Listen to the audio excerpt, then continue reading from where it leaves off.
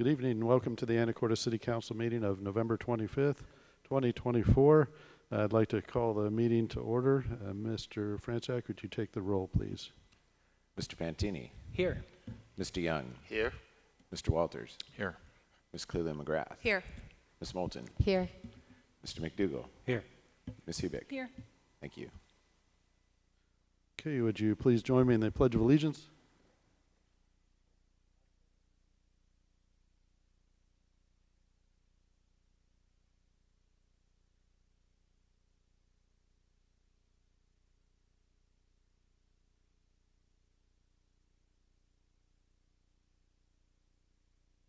Sorry, a little late start from me, having some technical issues, so I'll have to have staff help me if there's any online attendees calling in. Okay, announcements and committee reports. I've got a few. I'll try to go quick through these. We had our quarterly meeting with the Samish last week. Highlights of that meeting, and it involved a number of staff from both organizations. And the highlights, Early Learning Center on 16th and D expected to open in March. Along with that, 100% design of the 16th and D road improvements. And we're waiting for a few comments from the Samish, and we should get going with that. So hopefully the timing will work out there. Also, the Samish have hired a conservation law enforcement officer and emergency manager. So they're building that part of the program. We're continuing to work with the Samish on our partnership with working to rebuild the Tommy Thompson trestle. So I think forthcoming a little video on that. Thanksgiving is this week, and our office hours and solid waste schedule. City offices will be closed on Thursday and Friday for Thanksgiving. There will be no solid waste garbage service on Thursday the 28th and Friday the 29th. We will collect Thursday customers one day early on the 27th, and we'll collect Friday customers on Monday the 2nd. So please take note if you're on that schedule.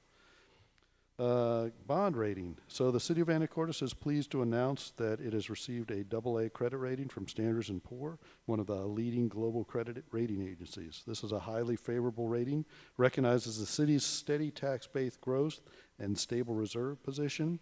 It's a testament to the dedication and disciplined budget practices, so I thank the staff, the council, and the community for maintaining a strong financial position. More good news, the city has once again qualified for the Association of Washington Cities Well City Award. This is the 21st year. What this does is grants us a 2% savings on our insurance premium, and it saves a good amount of money, and that translates to $82,105 in savings for the city. So that is equivalent to 1% property tax increase. So, but not only for the financial savings, it also fosters a healthy habits for our employees. And also, just a heads up, there will be a container at the library, a large shipping container that will probably show up this week, and that is to prepare for the remodel of the teen area in the library. And then finally, again, Thanksgiving coming up, so please find something to be thankful for, and if you're traveling, please travel safely. All right, that I think is all the announcements that I had. Planning Committee is first on the list. Mayor Miller. Ms. Moulton. Thank you. The Planning Committee met at 5 p.m. today. It was Council Members Cleland-McGrath, Walters, and I, with Planning Director John Coleman and also Libby Grage. And we talked about a few topics, including the contract on the consent agenda for the development review process evaluation. And we had some questions about how the contractor was chosen. And there were seven applicants, and this company was very highly recommended by another Washington municipality. So we feel really good about that. And it was interesting for us at the committee level just to learn about that process. It's there's a lot of grading and that's involved by multiple people in the department, and it works. So that was really interesting.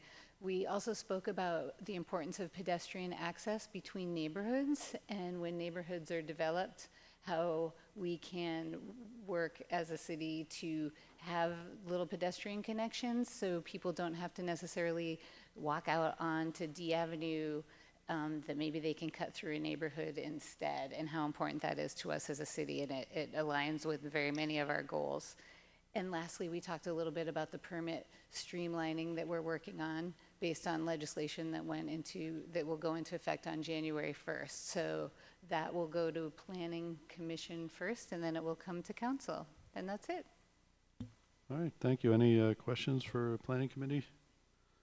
All right, next up is Parks and Recreation Committee. Mayor Miller.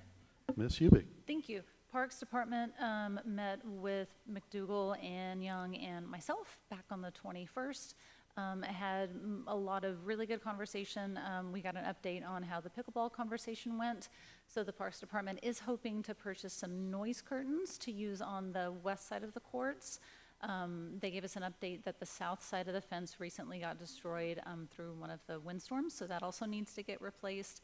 They're looking to figure out how to get the entire fenced area to hold the noise curtains, because those are heavier than just the windscreens. But they've got ideas that they're working on, and they hope to have this done in the spring of 2025. So definitely looking for creative solutions to make sure that this is done right, that this is done well, and gave us an update that they are also looking for creative ways to fund the West End Park, and did also agree that the design work will be in the CFP for 2025. Got an update about updating Storvik that will hold the sand volleyball courts. They're doing a lot of work internally to make sure that costs can stay down. The concrete will be coming up, and park staff will be working on that. The team with the ACFL have been working on updating their forest plan. So the last time this was updated was November of 2021. So they're making sure that it's getting cleaned up before it goes through the forest board process, which is one way of getting public comment. So keep an eye out for that. An updated plan will go to the forest advisory board in January. So once that is done, that board will vote to recommend a plan to City Council after, I'm sure, some changes. And then we also got an update that there wasn't a whole lot of structural damage to any of the forest lands, specifically from the windstorms, but we all are still early in the season. And then a quick update from the Senior Center. They are in their third iteration of a virtual program called Care for the Caregiver. So making sure that people that are in, excuse me, that are in caregiving positions also have access to the help that they may need to take care of themselves. All right, Mayor Miller, thank you. Mr. Young. and if I could add, I do recall there also being that the senior center is planning on selling pies. I just thought the holiday season would be a great time to buy a pie, and if they were selling them at the senior center, I know I'm going to get one myself. So anyway, thank you. All right, thanks. Any other questions for Parks and Rec Committee? All right, next up, Museum Committee. Mayor Miller. Mr. Fantini. The museum committee met earlier today. It was Councilmember Hubick, Director Lunsford, and myself. Couple of updates with Thanksgiving around the corner. The holiday exhibit will be coming back, and this is, of course, the Burl Ives and Rudolph the Red-Nosed Reindeer characters. Those will all be on display at the museum. I always try to drive by at least once during the holidays to see those. Also, there was an update given. There have been more self-guided story map tours that have been added to Story Map. And what that is a self-guided tour that people can take on various different topics. A couple that have been updated lately, they collaborated with our Parks Department on a self-guided music tour of Anacortes, which is kind of cool. You can put your headphones on and you can go to places where inspiration from songs have been gained or songs have been written, or maybe popular tunes that we've heard from local Anacortes residents. So that's pretty fun. They also assisted on a public art map. So this is separate from the Bill Mitchell murals, although there are a few there, so to help people direct there. But this is most of the public art that's around Anacortes, so that's another one. And also, As it was pointed out today in the meeting, a lot of folks who visit museums like to visit multiple museums in the same area. So to get a little more traction for the museum, they are working on a regional museum map, which will show museums throughout our region. So when folks are traveling through and looking to get a sample, we'll be included with them and they'll be included with us. We also got an update on College East Park, and the interpretive planner Chuck Lennox of Lennox Insights has created a draft outline of the plan, and that should be completed in 2025.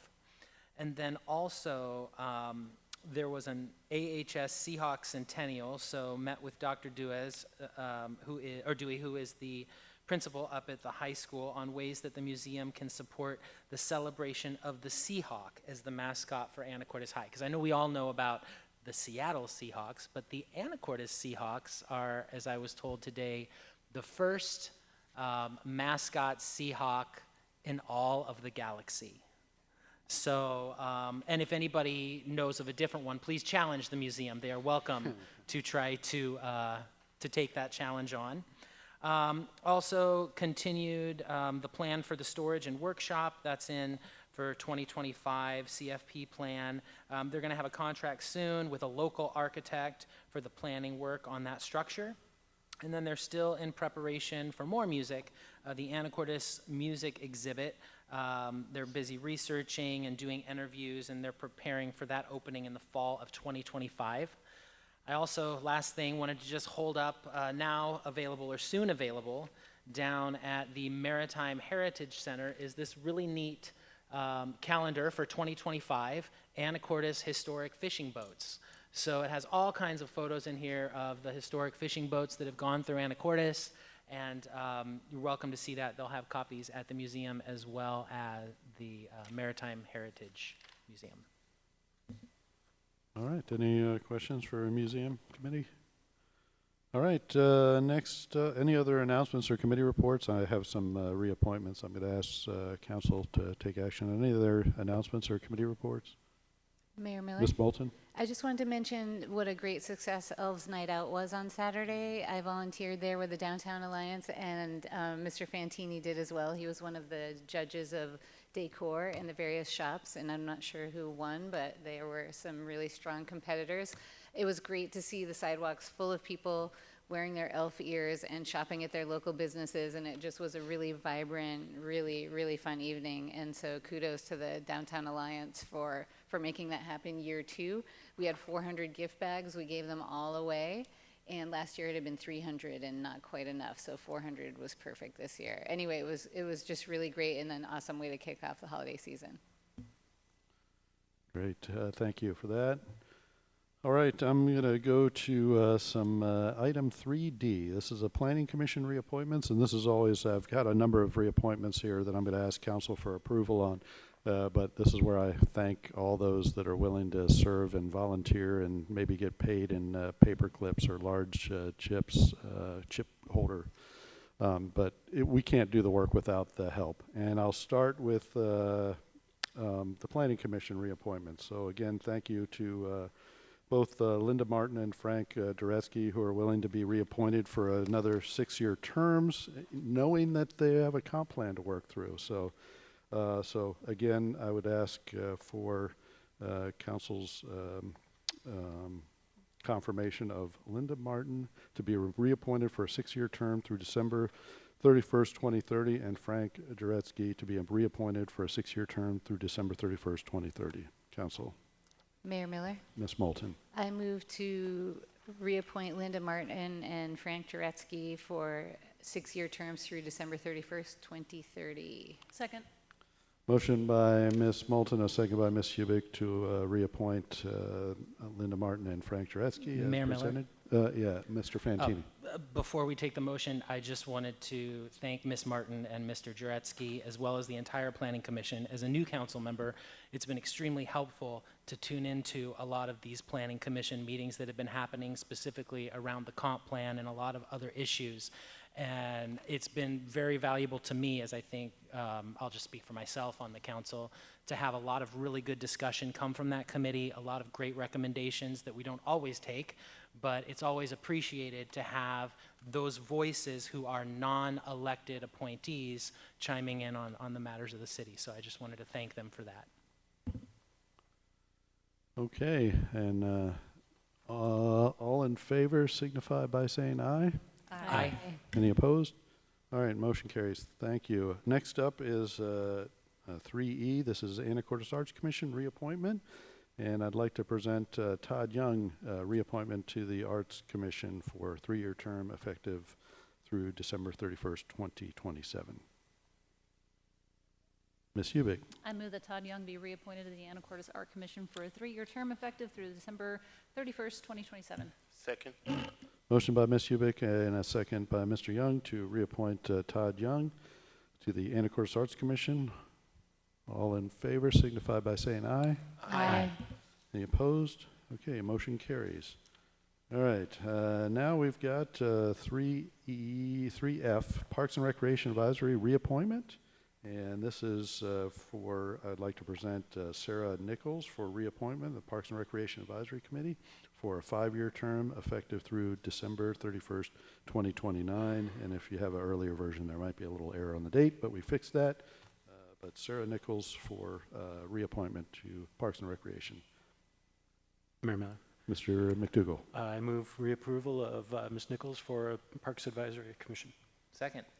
Motion by Mr. McDougall, a second by Mr. Fantini to reappoint Sarah Nichols to the Parks and Recreation Advisory Commission. All in favor signify by saying aye. Aye. Any opposed? Motion carries. Thank you. Last reappointment to Forest Advisory Board. And this is for reappointment of Brian Wetcher for a 5-year term effective through December 31st, 2029. Mayor Miller. Ms. Moulton. I move that Brian Wetcher be reappointed to the Forest Advisory Board for a 5-year term effective through December 31st, 2029. Second. Motion by Ms. Moulton, a second by Ms. Hubick to reappoint Brian Wetcher to the Anacortes Forest Advisory Board. All in favor signify by saying aye. Aye. Any opposed? All right, motion carries. All right, well, thank you for that. And again, once again, thank you for volunteering to help the city be better. All right, I'm going to move on to item 4, which is our public comment. Council, I know you have received written public comment from William Turner and Bradford Thompson. That's in your packet. I've got a few folks signed up, and I have a couple folks signed up on the budget, but I think for expedience sake, you can comment later when we go through the budget, but we'll go ahead and get everybody who signed up, and I'll just go down the list. And first that have signed up, Sally Turner, and the topic is Ace of Hearts Creek Dog Park. And again, please state your name for the record and the city you live in.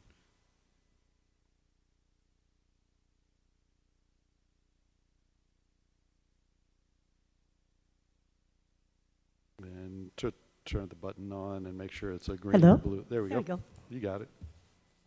Hi, I'm Sally Turner, and I live at 2012 I Avenue, Anacortes, Washington. Thank you for giving me an opportunity to speak. The last time I was here was over 20 years ago. I was representing FIDO, Fidalgo Islanders for Dogs Off Leash. I was supporting the process of making the temporary dog park at that time into the permanent one we have today at Ace of Hearts Creek Park. I'm glad to report the Ace of Hearts Dog Park has been in continual use 365 days a year from dawn to dusk for the last 20 years. It takes no vacations. I would say it might be one of the most used parks in Anacortes. And we have many people coming from out of town to use it, and its use is growing. We can tell by how many garbage can loads of bagged dog poop is being hauled away weekly by our Parks Department. The boundary fences of the dog park were designed to keep the park out of the riparian buffer to the Ace of Hearts Creek, which is the drainage for the Heart Lake, and is a critical area for the CAO, Critical Area Ordinance. The Ace of Heart Creek is checked regularly for bacteria because of the dog park, and it has never failed one of those tests. My husband and I have raised and loved 4 dogs in the last 25 years at the Ace of Hearts Dog Park. There is a wonderful community of dog lovers who donate their time and money to maintain and keep it available for all. Just last Saturday, with just 2 days' notice, over 22 volunteers with shovels, wheelbarrows, and rakes spread many cubic yards of wood chips to help with the seasonal mud situation. Some are here tonight. We would like to know why the adjacent settling pond, which dumps into the Ace of Hearts Creek, was stripped of trees and heavy equipment allowed into the pond area. This retention pond had become a refuge for many birds, deer, critters, and have been known sightings of fox there. There was no public notice was given, period, none. The road was closed one day. The next day we came in, and half the trees had already been taken out.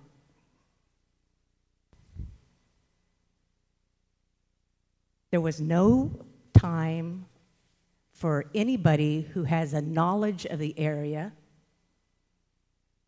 to be able to put their input as to why this was done. They closed it for what they called construction, but I would call it destruction.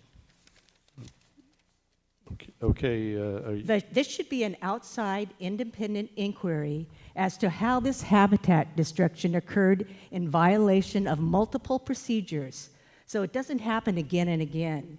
The city needs to take its environmental stewardship responsibility seriously, not just as a park, but across the whole city.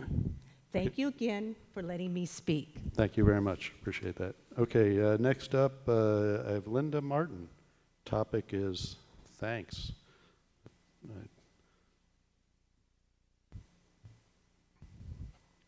But maybe I should thank you again for willingness to sign up again for another term on the Planning Commission. So thank you, Ms. Martin. It's Linda Martin, Anacortes. It's always appropriate to give thanks. And tonight I want to thank the council especially for listening to the citizens in the West area for that, just getting the ball rolling for the West 6. I want to thank you for that. But that's not the only thing.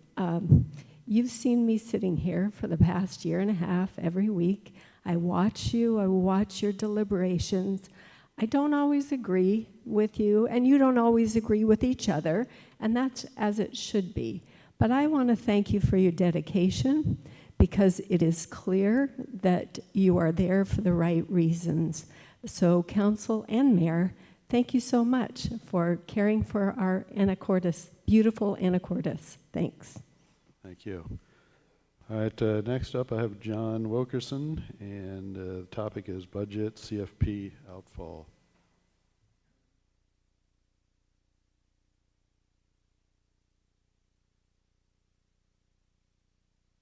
Thank you, Mayor Miller.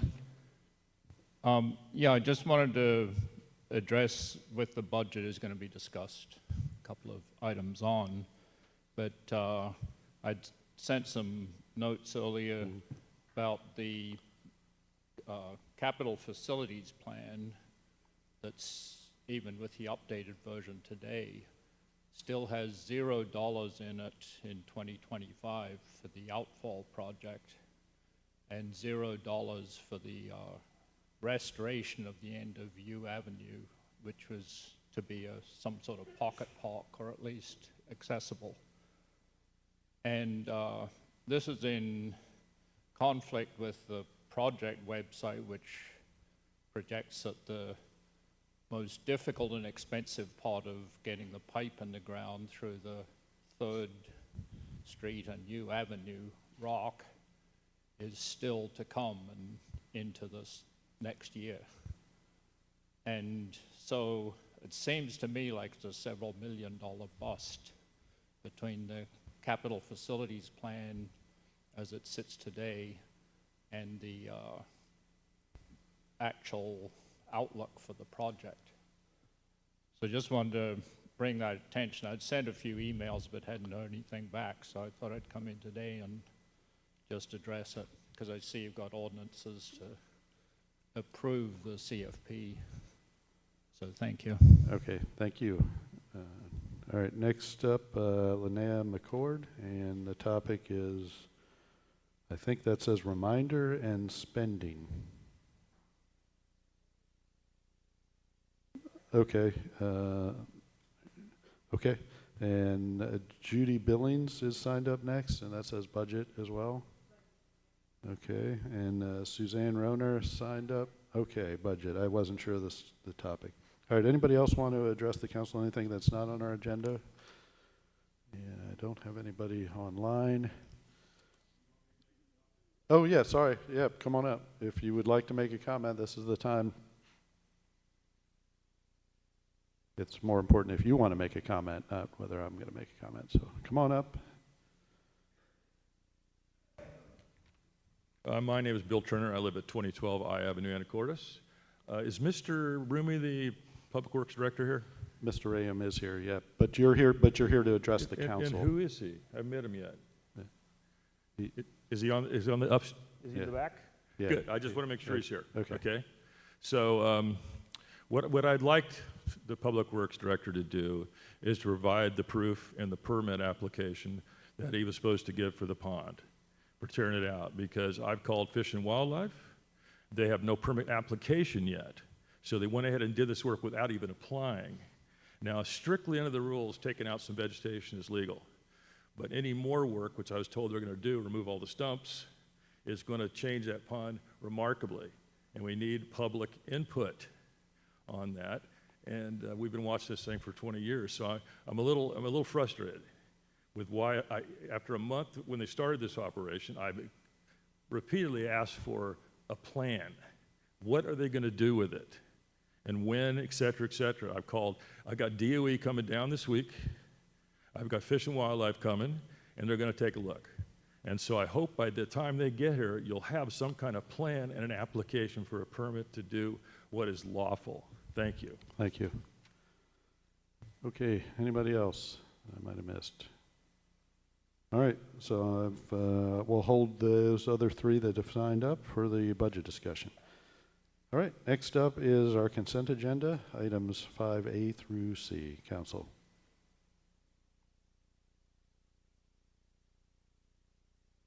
Mayor Miller, Ms. Moulton.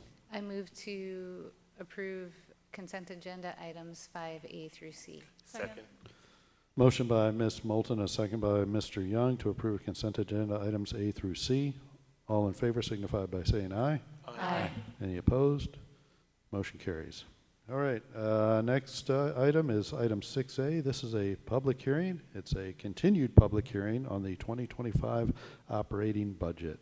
And this is a discussion item. Mr. Hoagland. Thank you, Mayor, members of the council, members of the audience. So this is the second night of the public hearing. Wanted to remind council the reason we've had 2 nights of public hearing. There is a state statute that requires public hearing be noticed in the local newspaper for 2 consecutive weeks. The way the schedule fell on the calendar, that worked out to be the second week being this past week. So now we have now met that requirement. And as far as the kind of the sequence of events for the budget, we can move on to the next stage once public comment is taken. If you're ready to close the public hearing at that point, and I do want to point out that we always are happy to take public comment during the budget process, regardless of whether the public hearing is open or not. I'm always anxious to hear what our citizens have to say. So. Yeah, I'm always cautious about using the concept of closing the public hearing, but that is the process that we're under. And as your recommendation, we close it now? I mean, the idea is ultimately council, your elected representatives have to make the decision and make the call. I think that's the logic behind that process, that yes, we're going to take all the input that we can, but ultimately council has to make that call. But we do have folks that want to comment on the budget tonight, so help me out whether I should close the public hearing and take their input. Yeah, exactly. So clearly the members of the public that are here that want to comment, makes sense that they would provide that comment now. Once that's done, if it pleases council, to close the public hearing and move on, just again, always happy to take public comment on the budget or other finance-related matters, for that matter. All right, but again, for the public, it's an orderly process, so, you know, right the last second. So anyway, I've got 3 folks that signed up that want to talk about budget. This is the time. This is the public hearing. So Linnea McCord.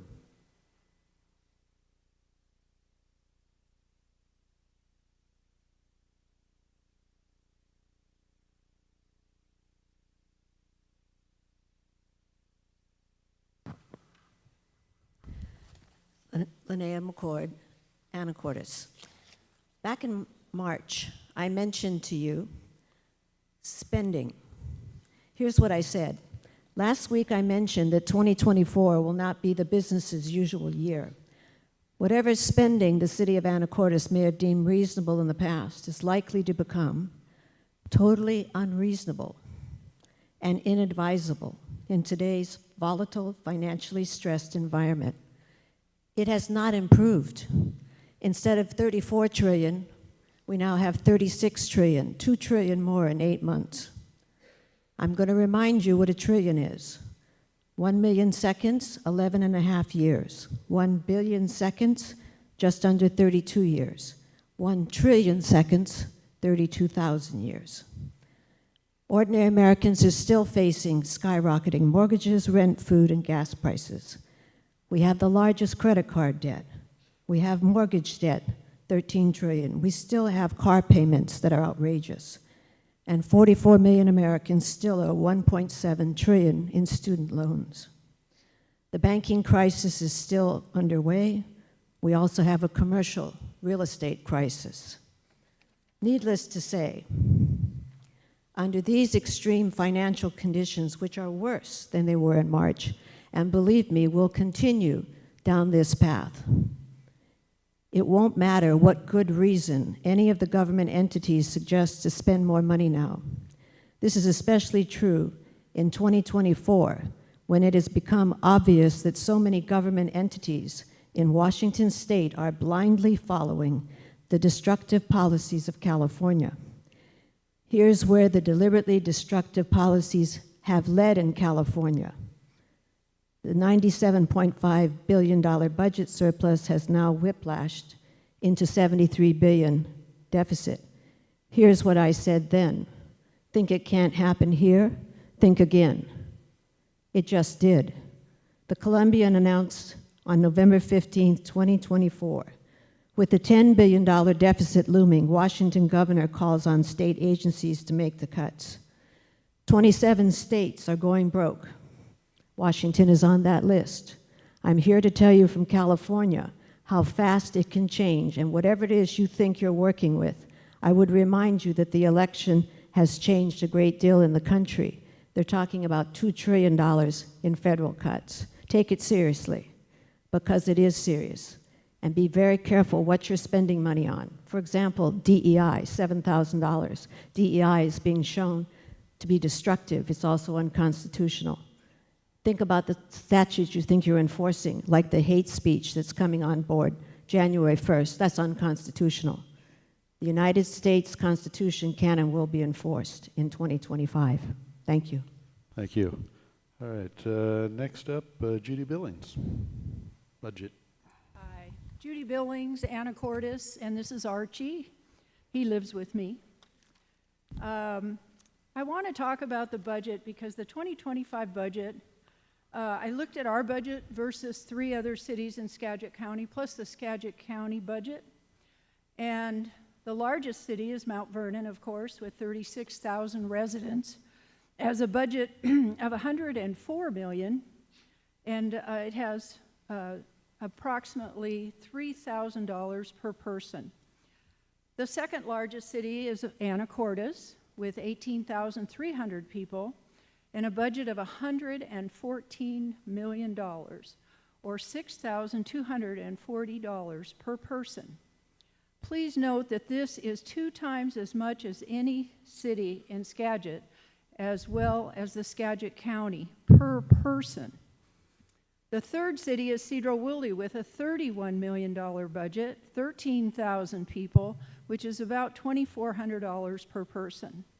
And fourth is Burlington with a $30 million budget, 11,000 people, for an average of $2,700 per person. Skagit County as a whole has a budget of $339 million for 132,000 people, which is $2,600 per person. Anacortes' budget is outrageous for this size of town. Maybe Anacortes needs a DOGE team like the federal government's getting. Department of Government Efficiency. A few other thoughts. Last Monday I watched as the architect Nina LeBaron spoke about a project she's working on that has been halted due to the $92,000 permit for a sewer hookup. For this small project, that's just an insane amount. It's ridiculous. Another city council meeting, which concerned me, was the one that had dozens of people use a room in their homes for short-term rentals in a certain district in Anacortes. As the city council has admitted, inflation is high and hurting everyone. These homeowners pleaded with the city council not to cut off this income, but no, the council insisted on removing this money from certain Anacortes citizens. Another item that caught my attention was the council's attempt to donate city property to Habitat for Humanity. Habitat is a World Economic Forum entity. They are not what they seem or what they used to be.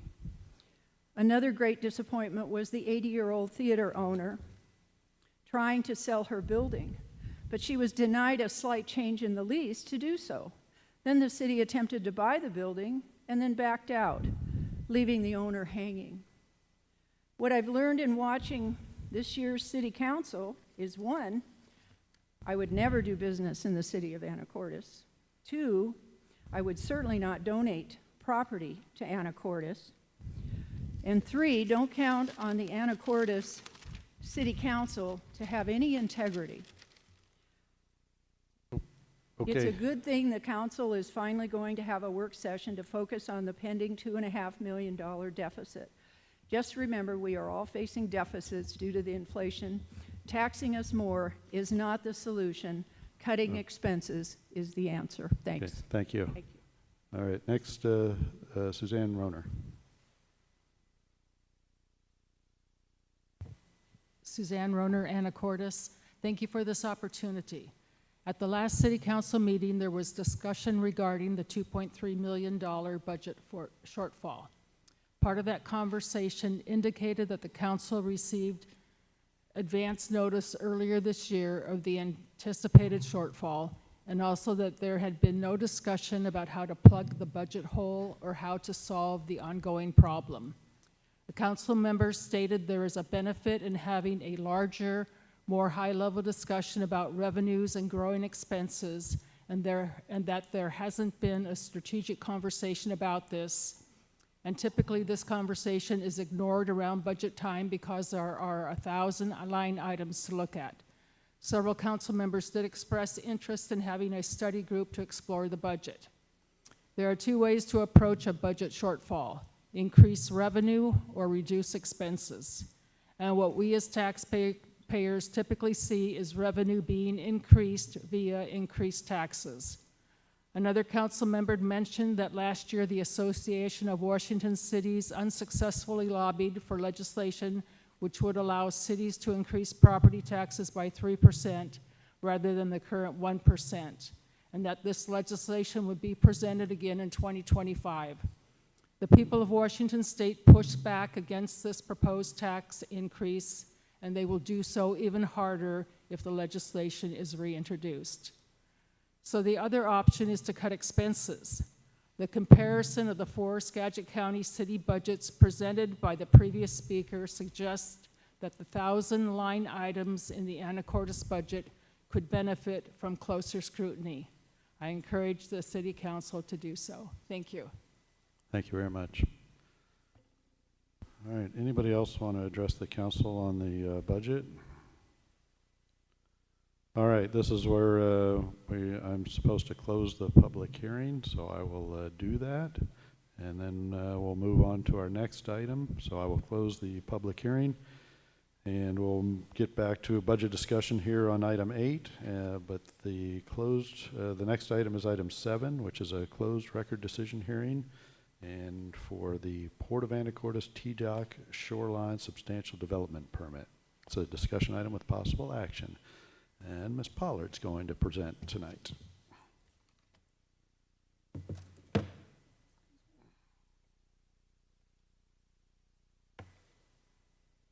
Thank you, Mayor, members, council, the public, everyone at home. I am Grace Pollard. I am a senior planner here with the Planning, Community, and Economic Development Department, and I will be presenting the summarized staff report findings for the Shoreline Substantial Development Permit application submitted by the Port of Anacortes for the reconstruction of TDOC. As soon as I can get my PowerPoint open.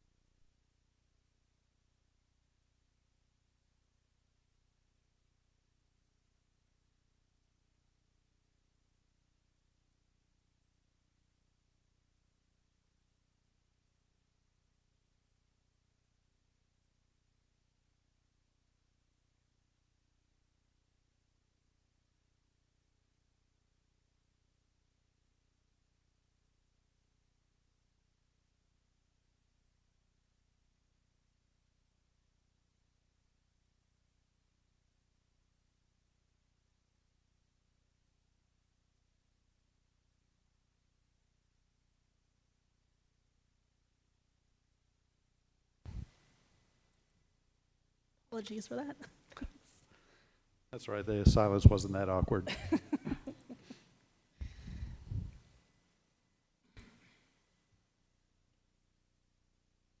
Okay. So the procedure tonight is a quasi-judicial closed record decision hearing. We'll go over the review process for this type of land use application, some of the key staff report findings, mention the exhibits or the application materials that were submitted. I believe the applicant is here with a short presentation, and questions then from City Council, deliberation, and action. As this is a closed record hearing, there is no public comment, as that was done with the Planning Commission's open record hearing a couple weeks ago. The location of TDOC is at the east end of 13th Street. It is just north of the Seafarers Way access to Seafarers Park.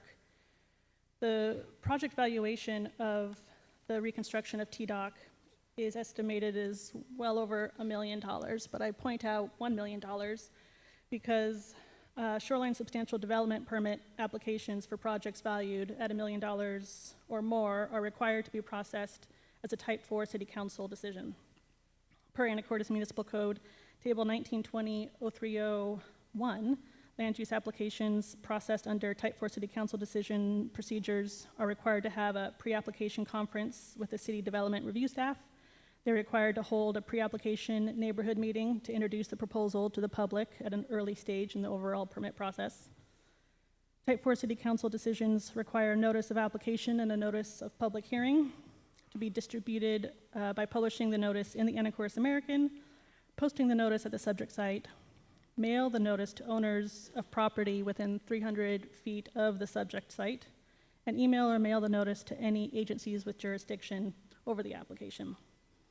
The notice of application must include a comment period, providing the public and agencies with time to review the application and submit their written comments in a timely manner.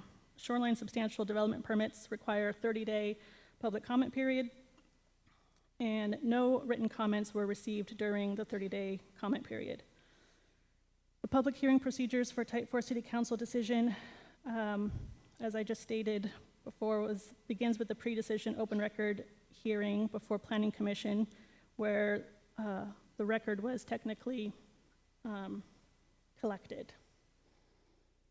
At that time, no public comments were also presented during that opportunity. So all of these processes were executed in a timely manner and as required by code. The subject property has a shoreline environment designation of urban and aquatic. The purpose of the urban designation is to provide for commercial, industrial, and recreational uses, residential uses in some locations, and public land uses, while seeking opportunities for protection and restoration of ecological functions. The urban designed or designated area are zoned for industrial and commercial uses. The purpose of the aquatic designation is to protect, restore, and manage the unique characteristics and resources of marine waters, including habitat, ecology, navigation, and public enjoyment. The aquatic environment designation is located waterward of the ordinary high water mark, and the aquatic shoreline environment allows specific control over potential in-water uses and developments. Subject property has a zoning designation of commercial marine.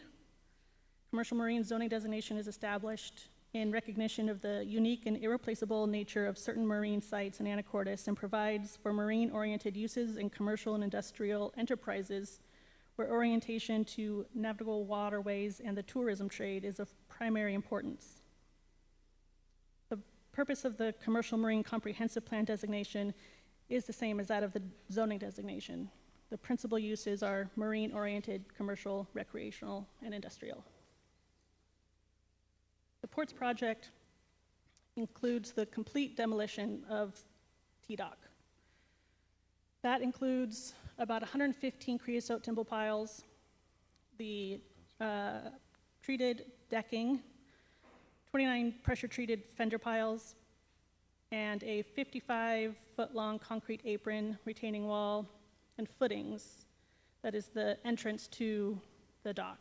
I've highlighted these areas that will be demolished. Yellow is clearly the T-Dock, and that bluish color is the existing asphalt that is the pedestrian esplanade portion of the site. The proposal is to enlarge the access to the dock. So instead of the narrow, singular entryway as T-Dock was designed, this will have a 145-foot wide approach.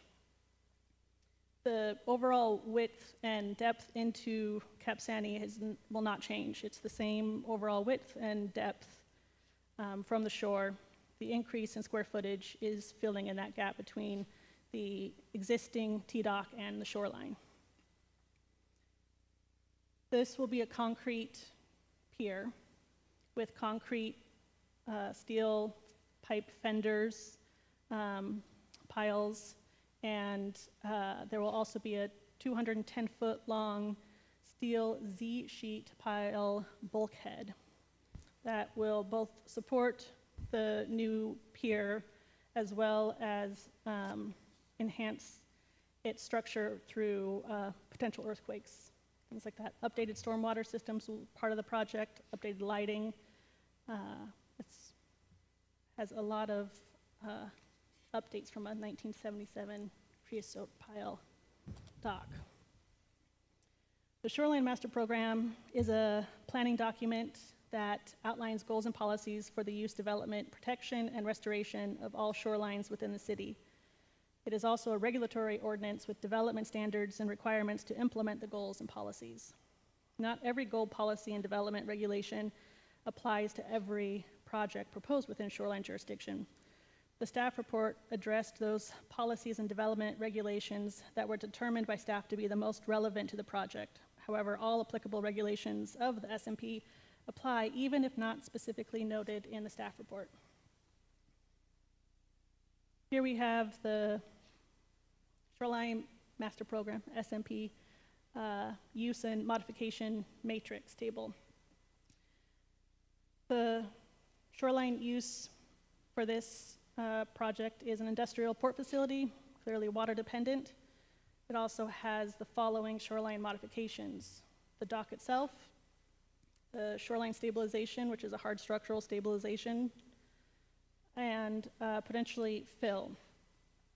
Fill was included on this table specifically because when reviewing a proposal, each element of the proposal must be permitted.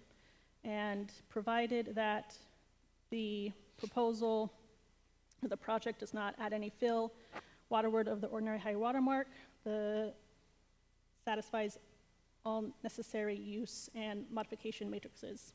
And just to clarify, they are not proposing any fill waterward of the ordinary high water mark. One of the terms used throughout the SMP is no net loss. No net loss means no net loss of ecological function and must be measured based on quantitative and qualitative functions and values determined by a qualified professional. Mitigation or mitigation sequencing is the process determined by the state necessary to avoid, minimize or reduce, or compensate for the environmental impacts of a proposal. Mitigation or mitigation sequencing means the following sequence of steps listed in order of priority. Application had to address each of these 5 elements, starting with avoiding, and at the end, if all compensation can't be, or if all impact can't be avoided, reduced, rectified, then and only then can you propose compensating for those impacts by replacing, enhancing, or providing substitute resources or environments. The applicant's proposal to mitigate the unavoidable impacts to the ecological functions at the T-Dock site is to establish large woody debris along the northeast beach of Cap Sani, adjacent to an area that the port established through the A-Dock improvements, where I believe 10 large woody debris pieces were installed. And this picture shows what was installed for A-Dock and the proposed area for T-Dock. Large woody debris is a habitat creating mitigation measure. It mimics, in a sense, what would happen naturally by upland trees living their life, eventually failing towards the shoreline and adding habitat and nutrients to the immediate area. It provides protection for foraging fishes and is an overall ecological boost to a somewhat sparse area of Cap Sani Beach.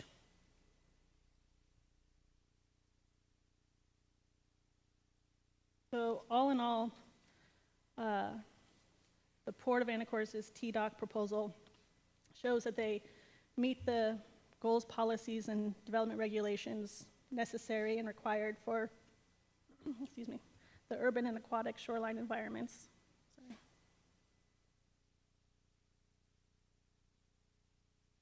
As well as the shoreline modifications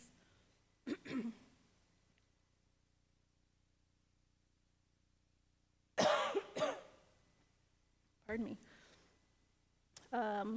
and has demonstrated through reports by biologists and geotech engineers that the project is designed as small as can be for the necessary service that it needs to provide, and does not impact the ecological habitat or lose any loss of habitat.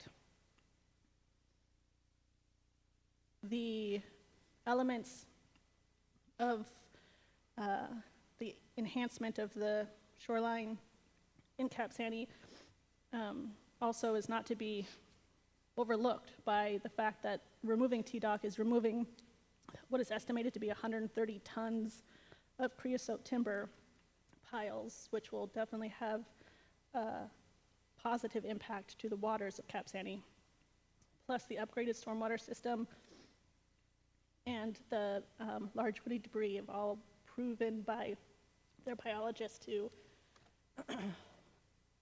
enhance and actually improve the overall habitat. Sorry.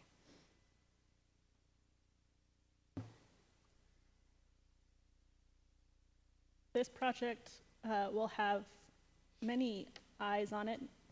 We here in Anacortes have our local process for issuing a shoreline substantial development permit, but they must also obtain these other permits through state and federal agencies.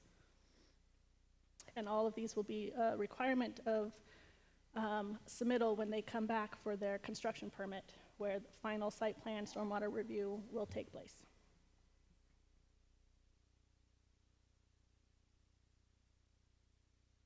In the staff report with Planning Commission's open record pre-decision hearing, staff recommended approval with conditions, and Planning Commission adopted those findings and conclusions and concurred with staff and unanimously voted to recommend approval with conditions with the same 11 conditions.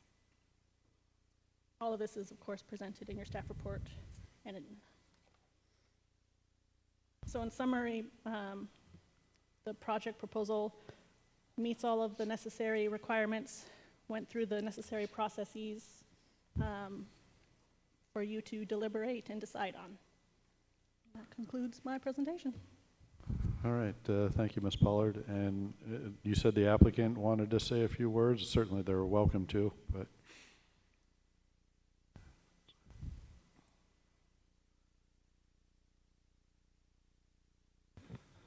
Good evening, Council. Thank you, Ms. Pollard, for your presentation. We didn't prepare an additional presentation given we knew that the Planning Department would cover technically the elements of the project. I don't want to push the records of the closed record hearing, or push the boundaries rather, but a T-Dock is an important piece of infrastructure for this community. Annually, it supports $14 million in commerce, largely seafood. Supports both commercial and tribal fisheries, with over 6 tribes using it frequently for sustenance and commercial fishing. We've worked closely with the U.S. Fish and Wildlife Service on a mitigation package. We plan to do advanced mitigation. And the significance of this piece of infrastructure has both been acknowledged by the Washington State Legislature through a grant of $1 million to pay for planning and mitigation, and then through just receiving another $7.4 million from the federal government from the U.S. Department of Transportation Public Infrastructure, Port Infrastructure Development Program. So that's my sales pitch. Okay, thanks. And everybody on council, and I know who you are, but the public may not know who you are. Oh, my apologies. Brenda Treadwell, Port of Anacortes. Thank you. Okay.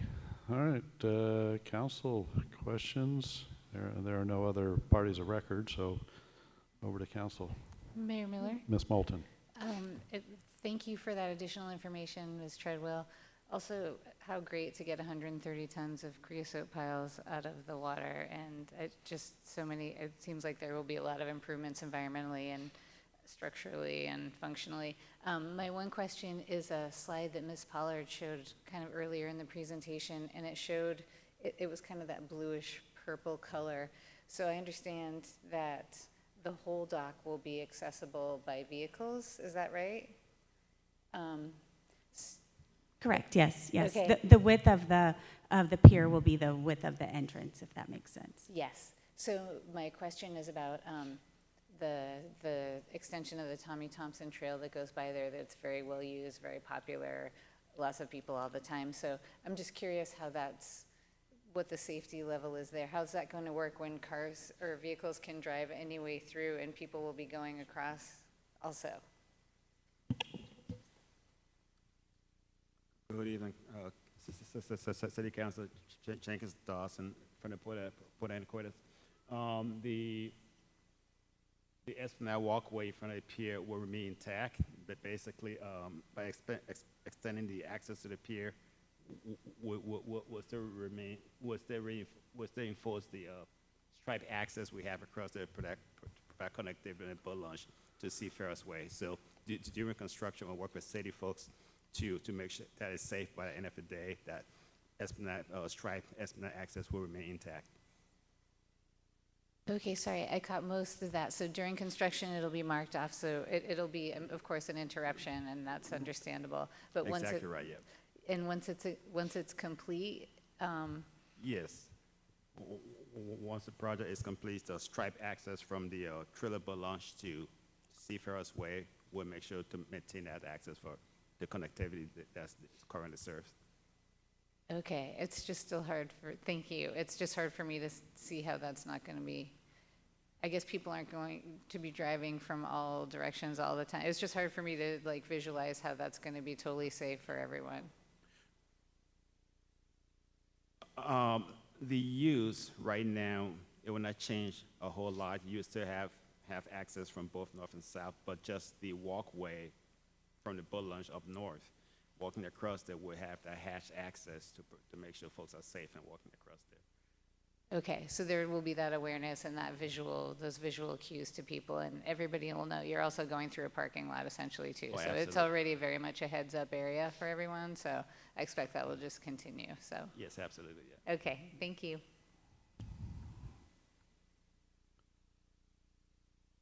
Mayor Miller. Mr. Fantini.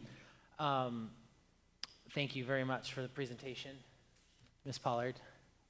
I'll try not to ask too many questions that you have to answer, so yeah, I know how that can go. So with T-Dock aging, one of the things that I picked up was that its capacity has been reduced by about 1/3.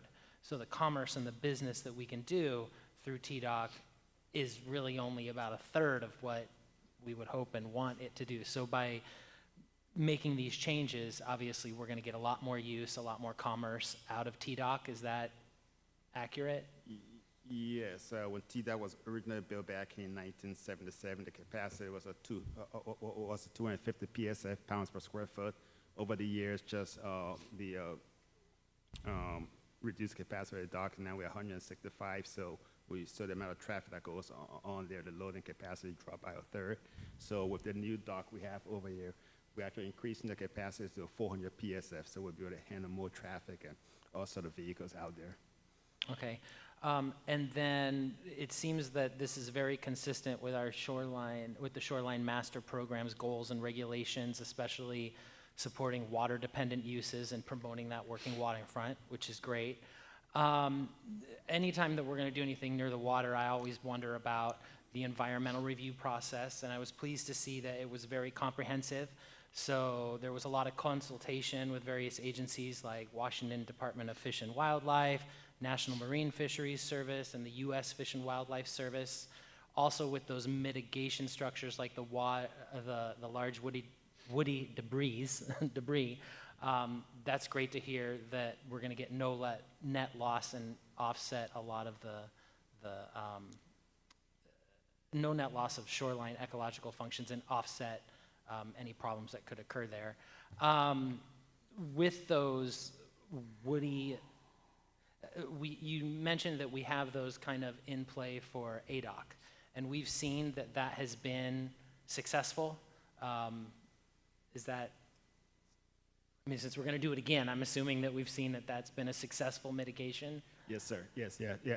We actually, we first installed the large woody debris one with the Capstone Marina cleanup back in 2007, 8, around that time frame. We installed 4 large woody debris over by the boat launch. Now the boat launch was very successful. That's why we mimicked that during the ADOC process. So this will be the third system, the large woody debris, which has proven very successful with the Army Corps, Fish and Wildlife, as well ecology. All of those folks, all those agencies, they really appreciate us putting those large woody debris in place. Great. And then just my last thing that I wanted to mention is I really appreciate how the port has engaged not just with the city, obviously, but the various stakeholders, the commercial, the tribal users throughout the project, federal and state regulators during the design phase. I think it's great when we pull everybody in to work on a project, and it makes it a lot easier to support when you know there are a lot of other agencies and groups involved. So thank you for that.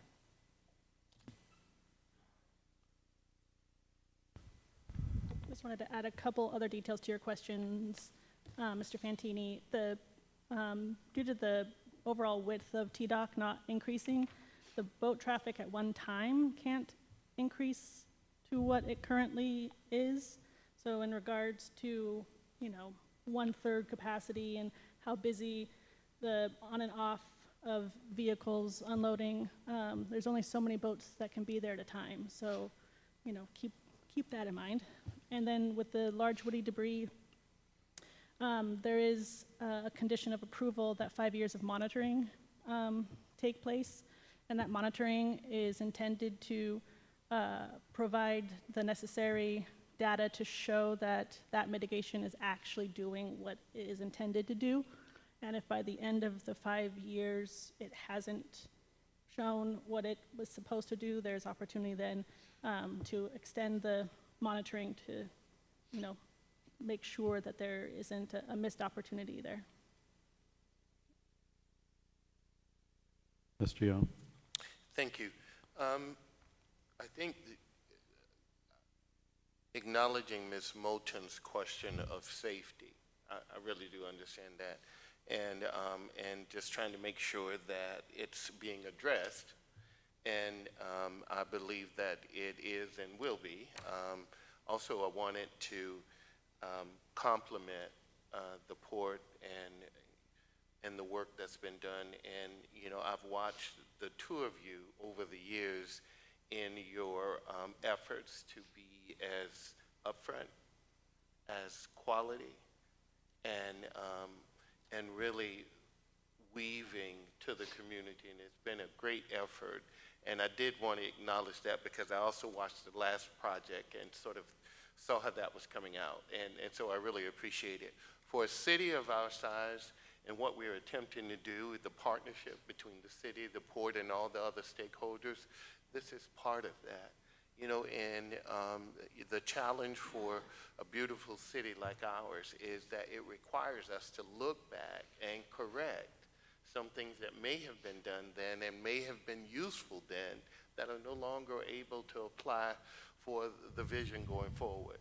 And so each time I look at the projects that you guys bring here to the city, and I really appreciate being able to see the vision. I really appreciate the depth of the details that are brought in to show that it has been above board. And I just really wanted to acknowledge that and to say thank you, and looking forward to an even stronger partnership in ways that we can work together for the greater good of the citizen that we all serve, and that we're going to make sure that the quality of life that we're having here is enhanced and at the same time preserved. So, thank you.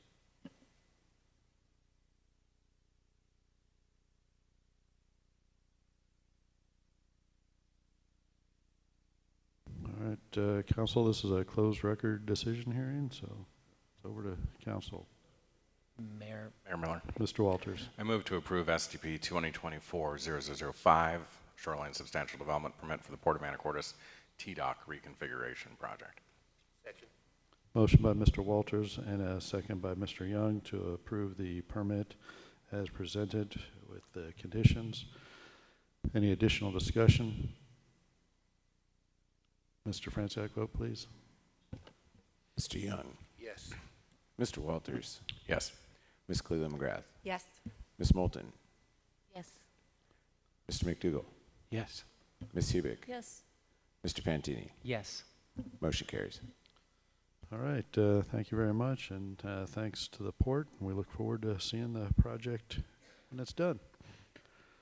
All right, next item is item 8, and first up is 2 ordinances. We've got 4090 and 4088. The first is the 2025 operating budget. This is a discussion item with possible action, and then item B is the capital facilities plan.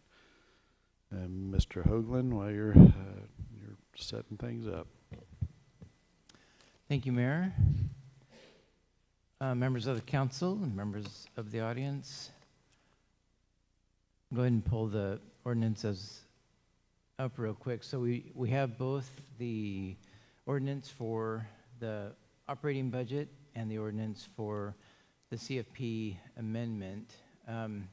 We are required when adopting an ordinance for the CFP, either an amendment or adopting a new CFP, we are required to do that in conjunction with the operating budget. So council may remember this from past years. We generally look at these together because they need to be adopted concurrently. So I wanted to pull these up, find out initially if council had any specific questions that you would like to cover. I do believe we've edited the budget to the few things that council has brought up. We've got the Downtown Alliance taken care of. We put some money in to the budget for the West End Park review to start next year. Happy to answer any questions, or if you have any other thoughts or concerns you'd like to bring up. And I will point out at this point, we did receive some feedback from council members about the equipment rental fund, the ER&R fund. And as part of the current budget, we are funding, so the equipment rental fund is the fund that owns the city's fleet, and it effectively leases that fleet, those vehicles, out to the departments that use them. And as part of the charge for that, or within that lease charge every month, is a replacement charge. So the monthly charge covers the cost of running the operations and future replacements. So there's been a number of times in the past where we've had financial issues that we have mitigated through the replacement charges, and that's including this next year, 2025, the governmental funds, the fleet that is being used by the governmental funds. We are only collecting 50% of those replacement charges. The utilities, we're collecting 100% of those. But we did put some material together. I'm happy to pull that up. It was not included in the packet. If we want to, circle back next week, include it in the packet for the coming week, we can do that, whatever council's pleasure is. So council, do you want to see some info on the ER&R? I figured you probably would like to see some info on ER&R. But there any other, the other thing that hopefully you saw in the budget, there's a date on there so we can make sure we got the version control. So we wanted to make sure to capture all the info that council has requested and the inputs. All right, ENR&R. I think council wants to see the ENR&R story. So we put a few slides together.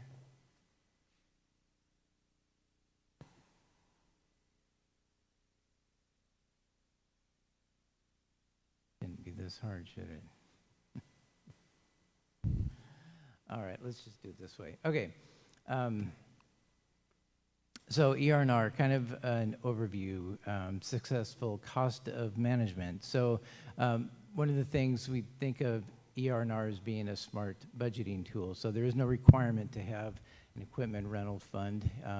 The equipment rental fund is what we call an internal service fund. It's because the intent of the purpose of the fund is to serve other city departments. So it's an internal service fund. That's always an option. It's not required, but we do believe it is a smart budgeting tool. And we've maintained the ER&R fund as long as I've been here. And traditionally, it has been an economy-driven decision on how to fund that. I mentioned in the past, particularly when I first started, 2008, 9, 10 timeframe, the Great Recession, we not only cut back the funding of that, we actually were just kind of budgeting it on a cash flow basis, looking out for like a 5-year period, the requirements we were going to need as far as purchasing equipment and then setting the budget that way. It does allow us to maintain replacement vehicle momentum. We have been able to purchase all of the vehicles that have been identified, even though we have been not 100% filling that replacement charge. Does have a healthy ER&R balance. We'll talk a little bit more about in a second. And then with that flexibility, we've been able to mitigate staffing disruptions from time to time. So I do want to point out this is based on this is looking at the general fund, and we use the term general fund kind of loosely. It also, we will use the term general fund sometimes when referring to the governmental funds. So our governmental funds, the funds that are primarily funded with tax revenues, which includes the general fund, but also includes parks fund, cemetery, library, road maintenance to some degree. What this is showing, this is going back 5 or 6 years, starting in 2019. So the blue bar here is the purchases, and then the blue line here is the ending balance of the cash reserves. That's the replacement cash reserves in the ER&R fund.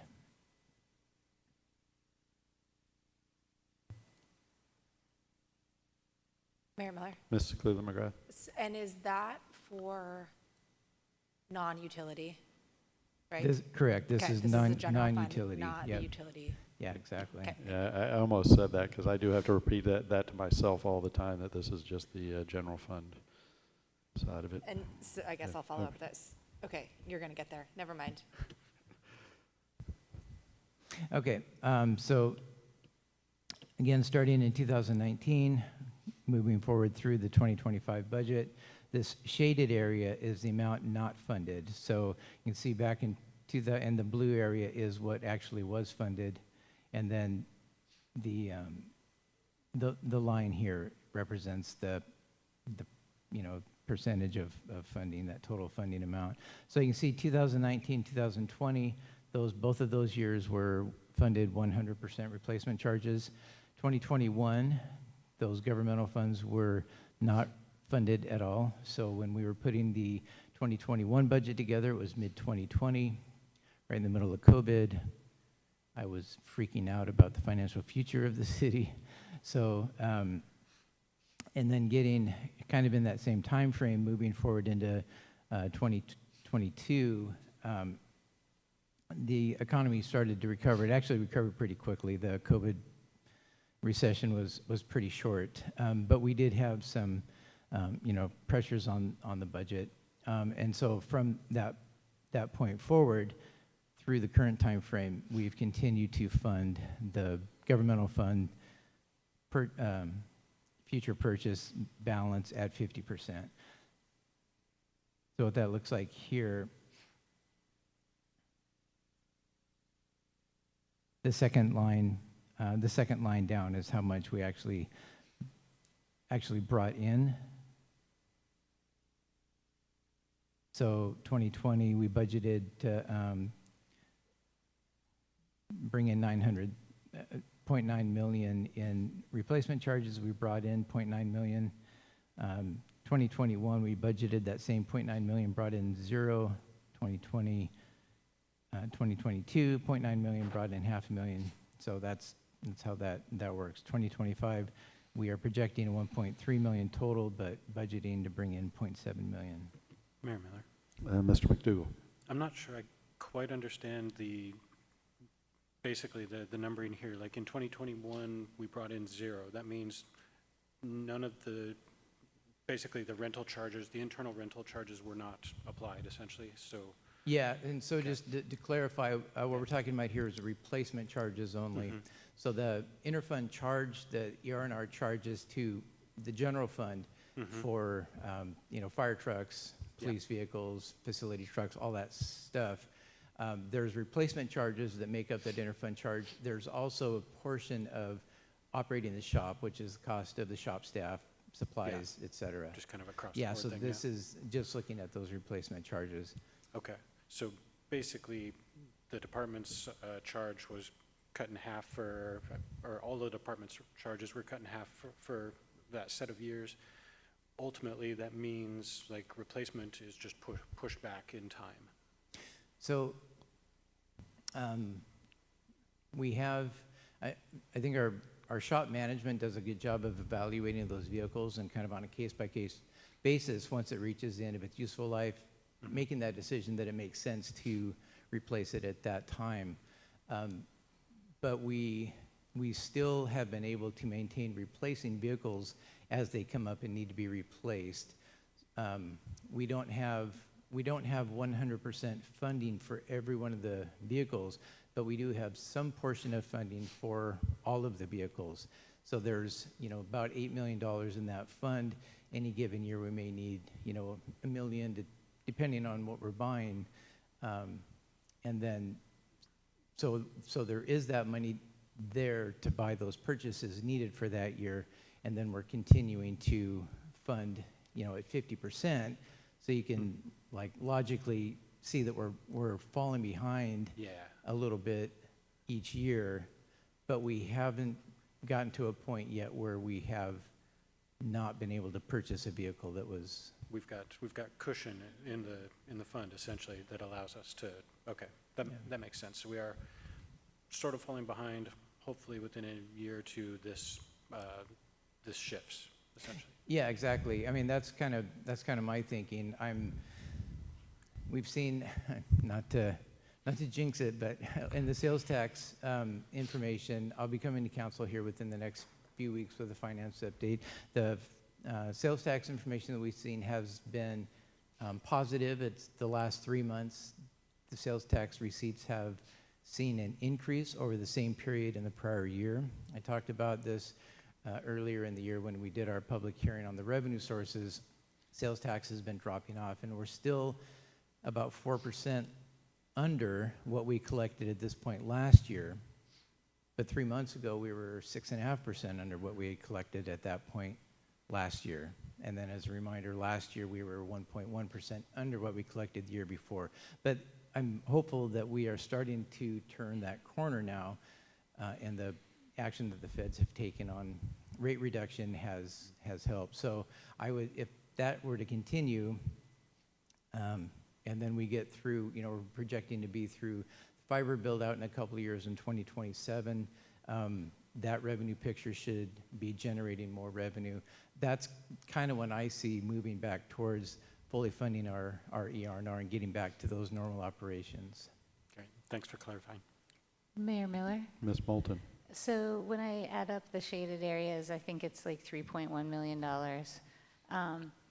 So I was also noticing 2019 was 0.6 million, and we're more than double that in 2025. So I am wondering how we can make this chart start going down in future years. We buy an awful lot of vehicles, and that's one of the reasons that we're here. And I know our maintenance department does a great job keeping things going, all that. This is not to disparage anyone, but I would really like to see that bar go down, because I feel like every time I turn around, we're buying new vehicles. We have 2 ambulances on the agenda tonight. I mean, so anyway, I'm not sure what the answer is, but I would like to know it. No, well, and I couldn't agree more. I think everybody on staff agrees with that assessment. I guess I frequently say I always see the glass half empty, but I see some kind of light out there with, as I said, the sales tax. Maybe it's not a trend, it's only been a few months. But then also with the projections that we have in fiber, I'm hoping that we see that turn the corner, and then we can start getting back to fully funding ER&R. So, thank you. I appreciate that. My question, I guess, is really about, I would like to not need to fund $1.3 million in a year for ER&R. Oh, I see. You know what I mean? I would like to not need that much money. Yeah, so one of the citizens earlier said there's only two ways to balance budget. You can increase revenue or decrease expenditures, and you're referring to the latter. I see. Mr. Walters. I don't think we're able to tell from this chart why the ER&R budget has increased from 0.6 to 1.3. You know, that can be because we're buying more vehicles. It can be because we are buying vehicles that are more expensive or more expensive to repair. In some cases, it could be that we're holding on to them longer. If we're holding on to them too long, it could be that we're holding on to them not long enough. There's a multi-factor analysis that would need to go into figuring that out. Do you have a sense of why it has jumped from 0.6 to 1.3? Oh, inflation, might have mentioned that. That's 20% over that time period or more anyway.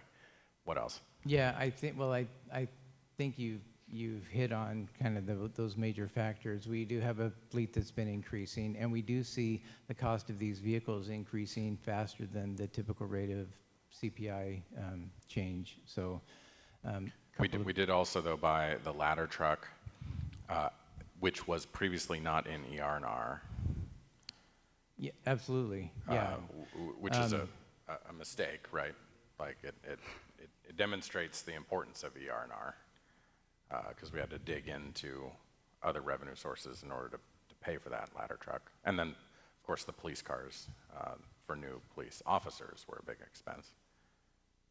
Yeah, absolutely.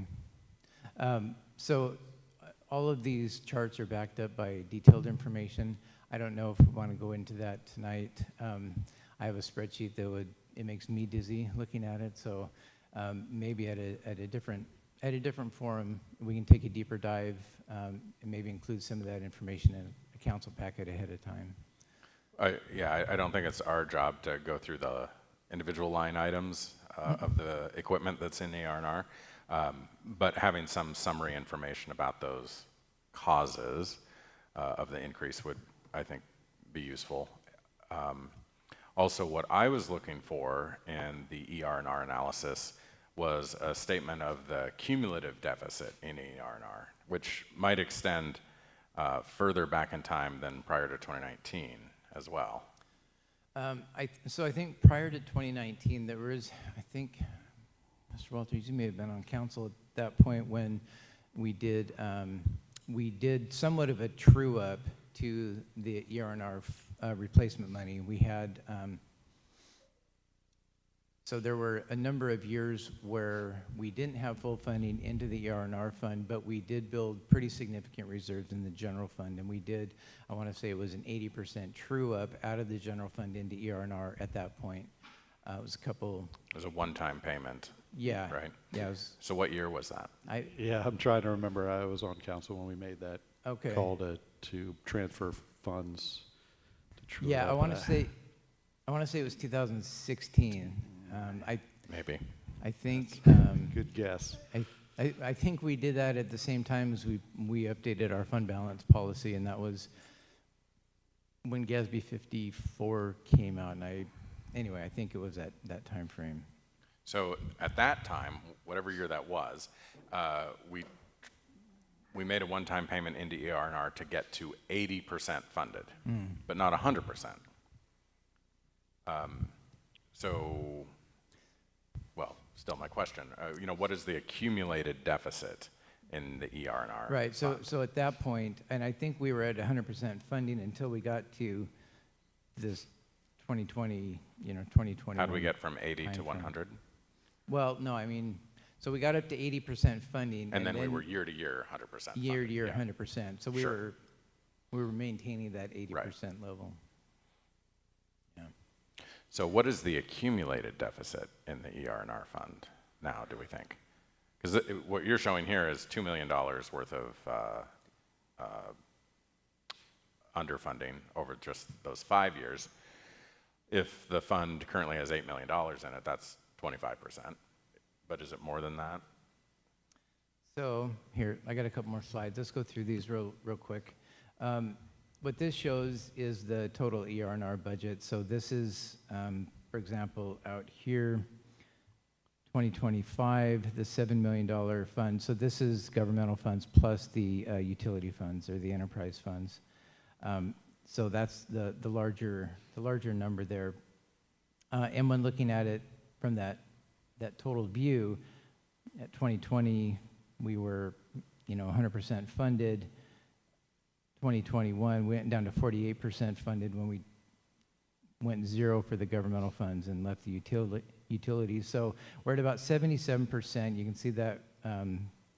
So funding utilities at 100%, government at 50%. That brings the total balance up to about 77%.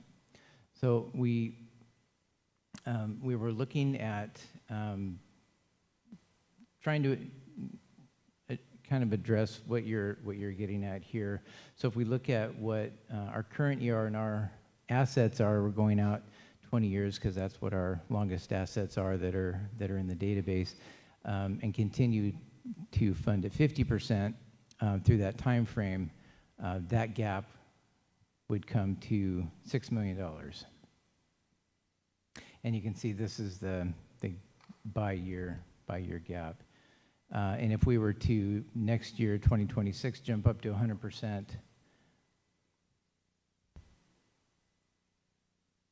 that would drop to 3.3 million. Can you explain a little bit more of that chart at the top of the screen? This one? Yeah, the first chart. You are projecting, well, give us the description. So I'm sorry, I don't remember. I don't know why I don't remember. I don't remember what the gap is right now or at the end of this year.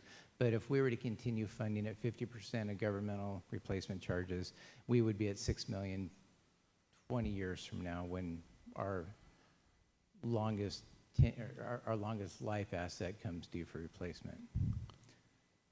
I think mainly what it's showing is that history that probably showed something similar, maybe not as fancy in 2016 when council had to vote to true up ERR. That okay, so that's the other method to get there. I don't know.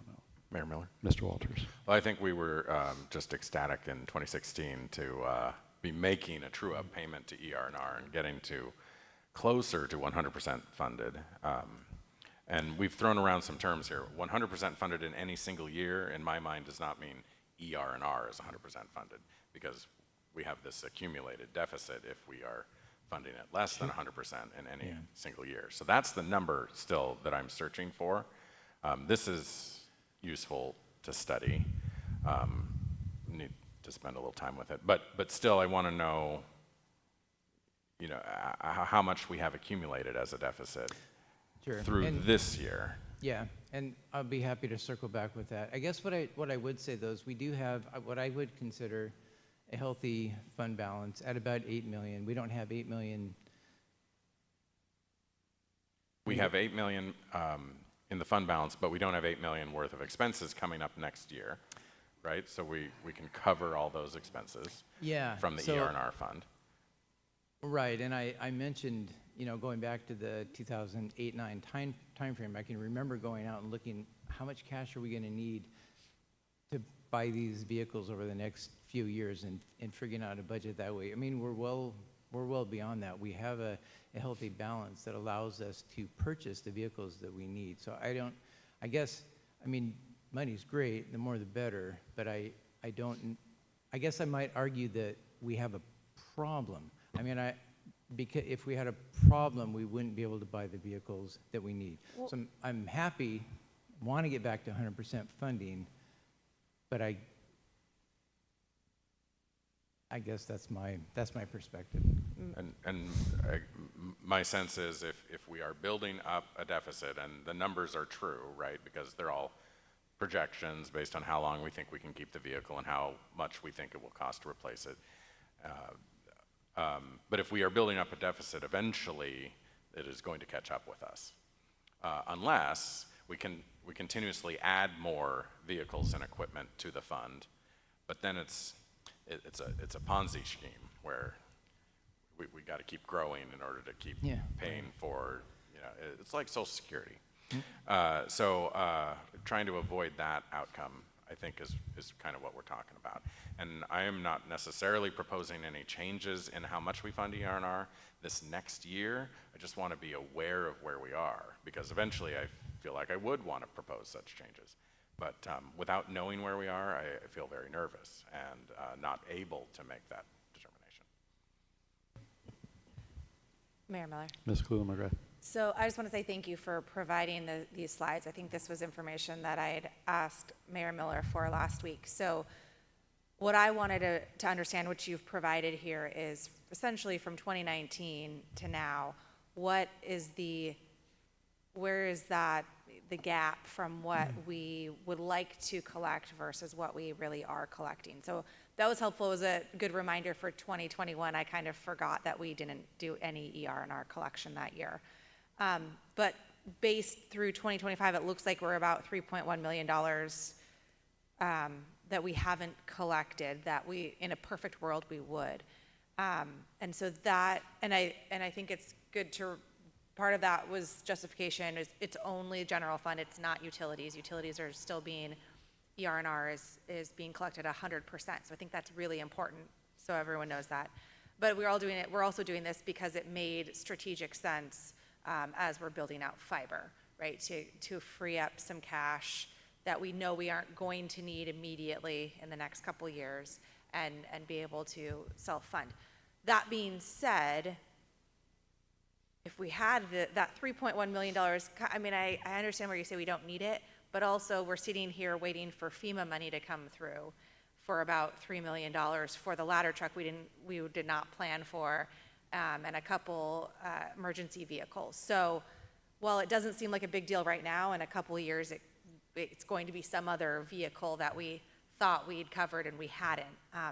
So it's just very helpful to have kind of the scope of not the problem, but the scope of the choice we made and the direction we're going, and hopefully we can course correct in the next year or two when we alleviate some of the construction we're doing.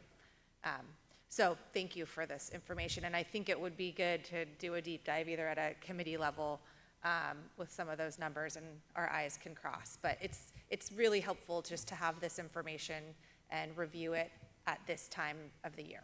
So thank you. So if I may, I appreciate those comments, and I like how you say, based on the choice that you as council made. And in my mind, that's the beauty of having the flexibility of the fund that we have now. If the policy mechanics were in place to require 100% funding every year, you wouldn't have that ability to make those budget choices.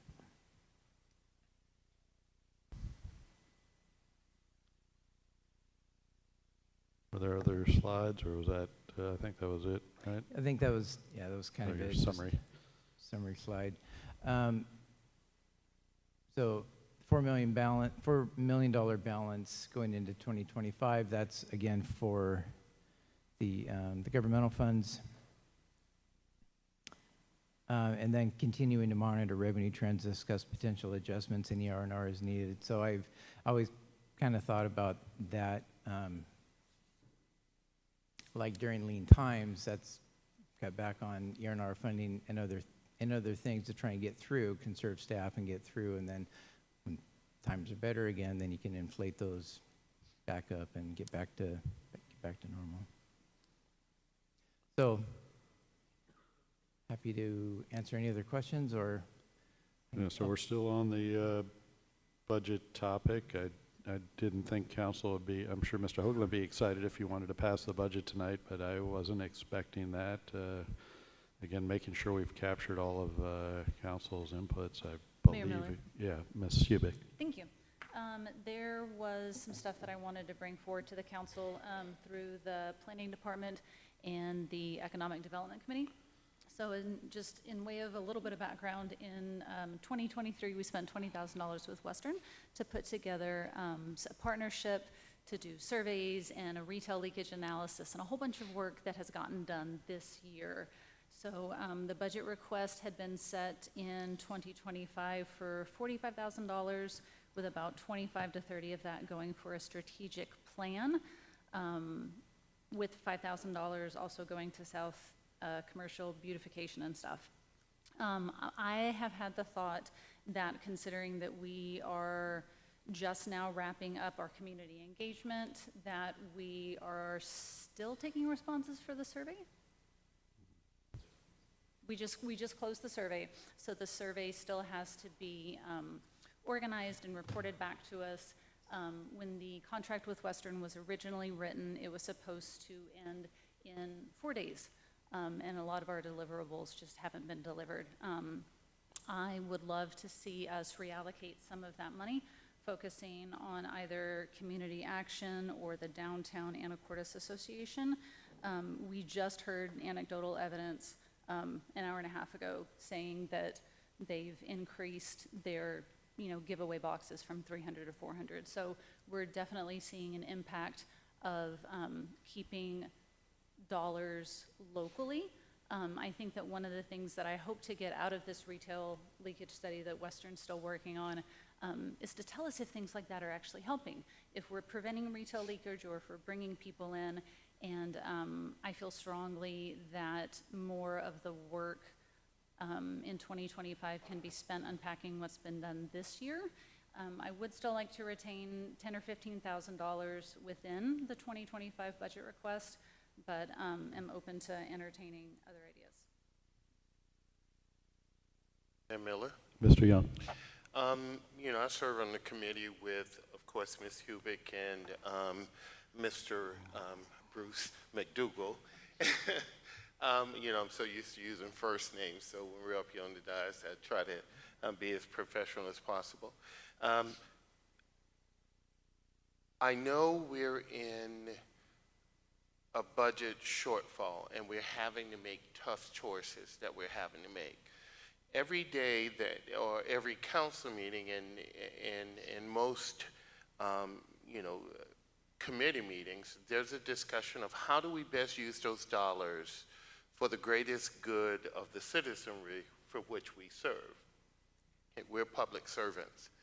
Part of the challenge of where we are now as a city, but also as a country, is trying to figure out how do we serve the very people that we say we want to serve? How do we provide those things that we think are missing? I mean, we're discussing affordable housing. I'm still not quite sure what affordable housing is and how do you maintain that, but I know the goal is a good goal because there's a lot of people who need housing and there's a lot of people who need services. There's never enough services at all. My challenge with reducing the $30,000 budget item is that if we say as a city we want to focus on what's in our best interest, if we want to focus on how we get there, if we want to be clear on the methodologies and the tools that we have in order to achieve this goal, and how do we use it, we have to have some resources within that. And I know it's just as critical as any of the other departments. We have a small department. We have hardworking staff that was here. We've got 2 people over here, 2 people over there, and we have just a lot of work that's having to happen right now by way of permits and everything else.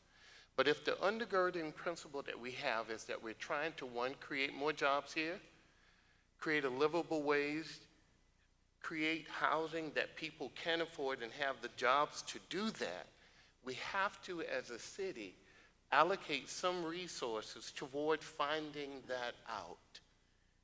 And that's the greatest challenge. Yes, we have an economic development alliance of Skagit County, and I served on that board for quite a while and was part of the team to hire his current executive director and many of the people on the board that I work with. The reason I'm bringing that up is that if Anacortes wants to know what's in its interest, then once we find that out, to work with the other engines that are within our county, within our state, in order to specifically go after those targets, we cannot do that without some resources on the table at all. And it begins to address the very things that we're seeing that we're worried about here. In the fact that 30,000 is not a lot of money, and to Ms. Hubig's credit, she was saying moving that amount down. I just struggle with that just a little bit because every day we come in with another contract addendum at 100,000. And so I just think it's critical that we keep some budget there in order to continue to work with Western Washington or any other agency, EDASC, in order to come up with the solutions that work for us. Because quite honestly, when we look at 20,000 for what we're about to get, the bids that came in before, or at least the idea of what the cost would be for what we were asking, was about 40,000. So we were already getting 16 PhDs, access to a whole nother service, and we can tie all that in. So I'm pushing back just a little bit on it. I think that it's a critical part for any city to fight for its very existence and to figure out how we move forward and use those dollars. We've got a team of people. We can't get it for free, even though we're at the cheapest price I've ever seen anywhere. So I want to make sure we have that budget. If we need to use it in a different way, that's okay. We'll have that discussion then. But if we don't allocate any money toward economic development, specifically recruiting those jobs and industries that want to come here, specifically those very people who have discovered working from home or loving the San Juan Islands and wish they can bring a satellite of their business here, I think it's crucial that we have something to be able to figure out how we broach that and use that for maximum yield. Thank you. Mayor Miller. Ms. Moulton. Thank you. Your points are both well taken. Ms. Hewitt, could you remind me what the amounts you were suggesting were? So currently in the budget line items, professional services outlined at $45,000. The paperwork that we currently have has community action set at $84,500, which was $60,000. So the current budget allocation does reflect an update to that without a decrease to the other. And then there's another line at about $870 for the Downtown Association Beautification and Other. It is currently at $80,000 right now. Okay, thank so you. My proposal was to maintain about 10 or 15, currently in where we have 45. Thank you. So I know it's a relatively small amount of money compared to the largeness of the budget. And I'm just going to continue the conversation here a little bit in that when I walked into downtown business during Ellis Night Out, for example, there was a merchant who had a stack of coupons from the goodie bag that was just like a huge pile on the counter. And this merchant said, this is a huge bonus for us. So that to me is data also, and it's immediate when we have retail leakage to Amazon and online vendors left and right, day and night. To me, as a former downtown business owner and a lover of our downtown and our businesses and its character and all those things that make us our town what it is, I am not opposed to reallocating, especially if it's economic development, some of that money. I don't know if it's like streetscape per se, but I just see the very real results of an event like Elves Night Out that the Downtown Alliance has created, and what a boon that is to our community and to our economy on the ground immediately. So I would entertain, more discussion on this. Mayor Miller. Ms. Hubick? And one of the things that I also want to make sure that we acknowledge as we head into 2025 is that staff has been doing a great job so far balancing things, and next year we will be requesting staff push a little bit harder to meet certain deadlines for the comprehensive plan. And as amazing as staff is, I also want to recognize that I would rather have staff do a couple of things really well than us set expectations on them that may be unattainable. So even though we may have great ideas and Western may come back with us with absolutely fantastic ideas, I would rather see us maybe succeed at 70% instead of fail at 70%.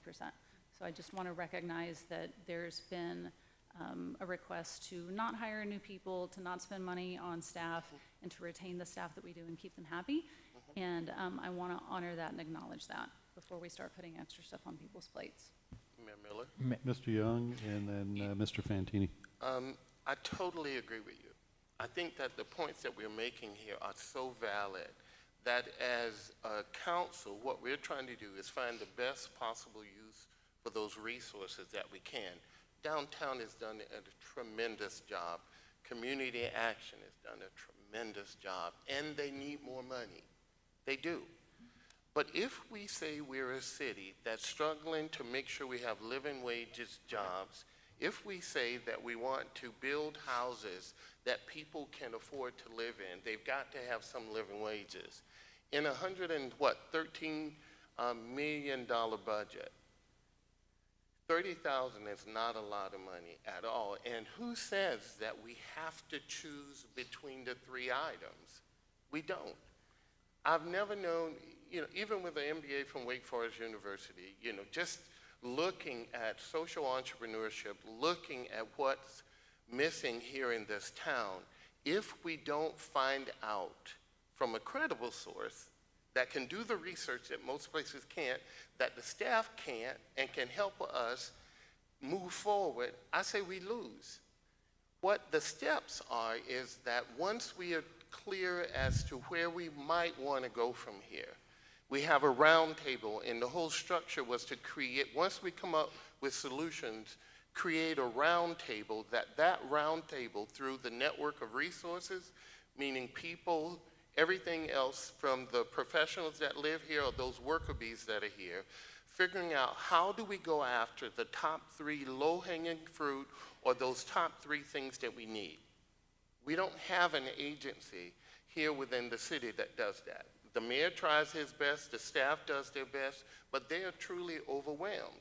But if we don't find out what those solutions are, those strengths that we have, and then use the people resources within our city, we're losing again. And so in order to do that, it requires some resource, because the benefit would be for all of the departments and the city. So it's just not, there's no way you can do that and answer those very questions about economic development, creating jobs, bringing businesses here that can pay those living wage jobs, and support the industry for which we're already trying to save with all the stuff that we're trying to do downtown. There's no way you can do that with no money. Mr. Fantini. Thank you. So a couple things for me. First of all, I love the Downtown Alliance. Awesome Elves Night Out. I have a question. So we put in the budget this year for the first time at the request of Downtown Alliance a funding item, right? And that's $80,000. Sorry, I'm going to ask a few questions to try to understand. Is that right? Is that the number? And was that the number, the funding number that they asked for? Did they ask for $80,000 and we gave them $80,000, or did they ask for $100,000 and we gave them $80,000? I think they asked for 85. They asked for 85. And we funded 80. Okay. And then the only other thing I want to point out when it comes to the Downtown Alliance is they have also received a new status this year that is going to allow them to raise a significant, and they anticipate, sorry. It's okay. It happens. At least it's not in a theater. So they also received a new status this year where they are going to raise significant amount more funding.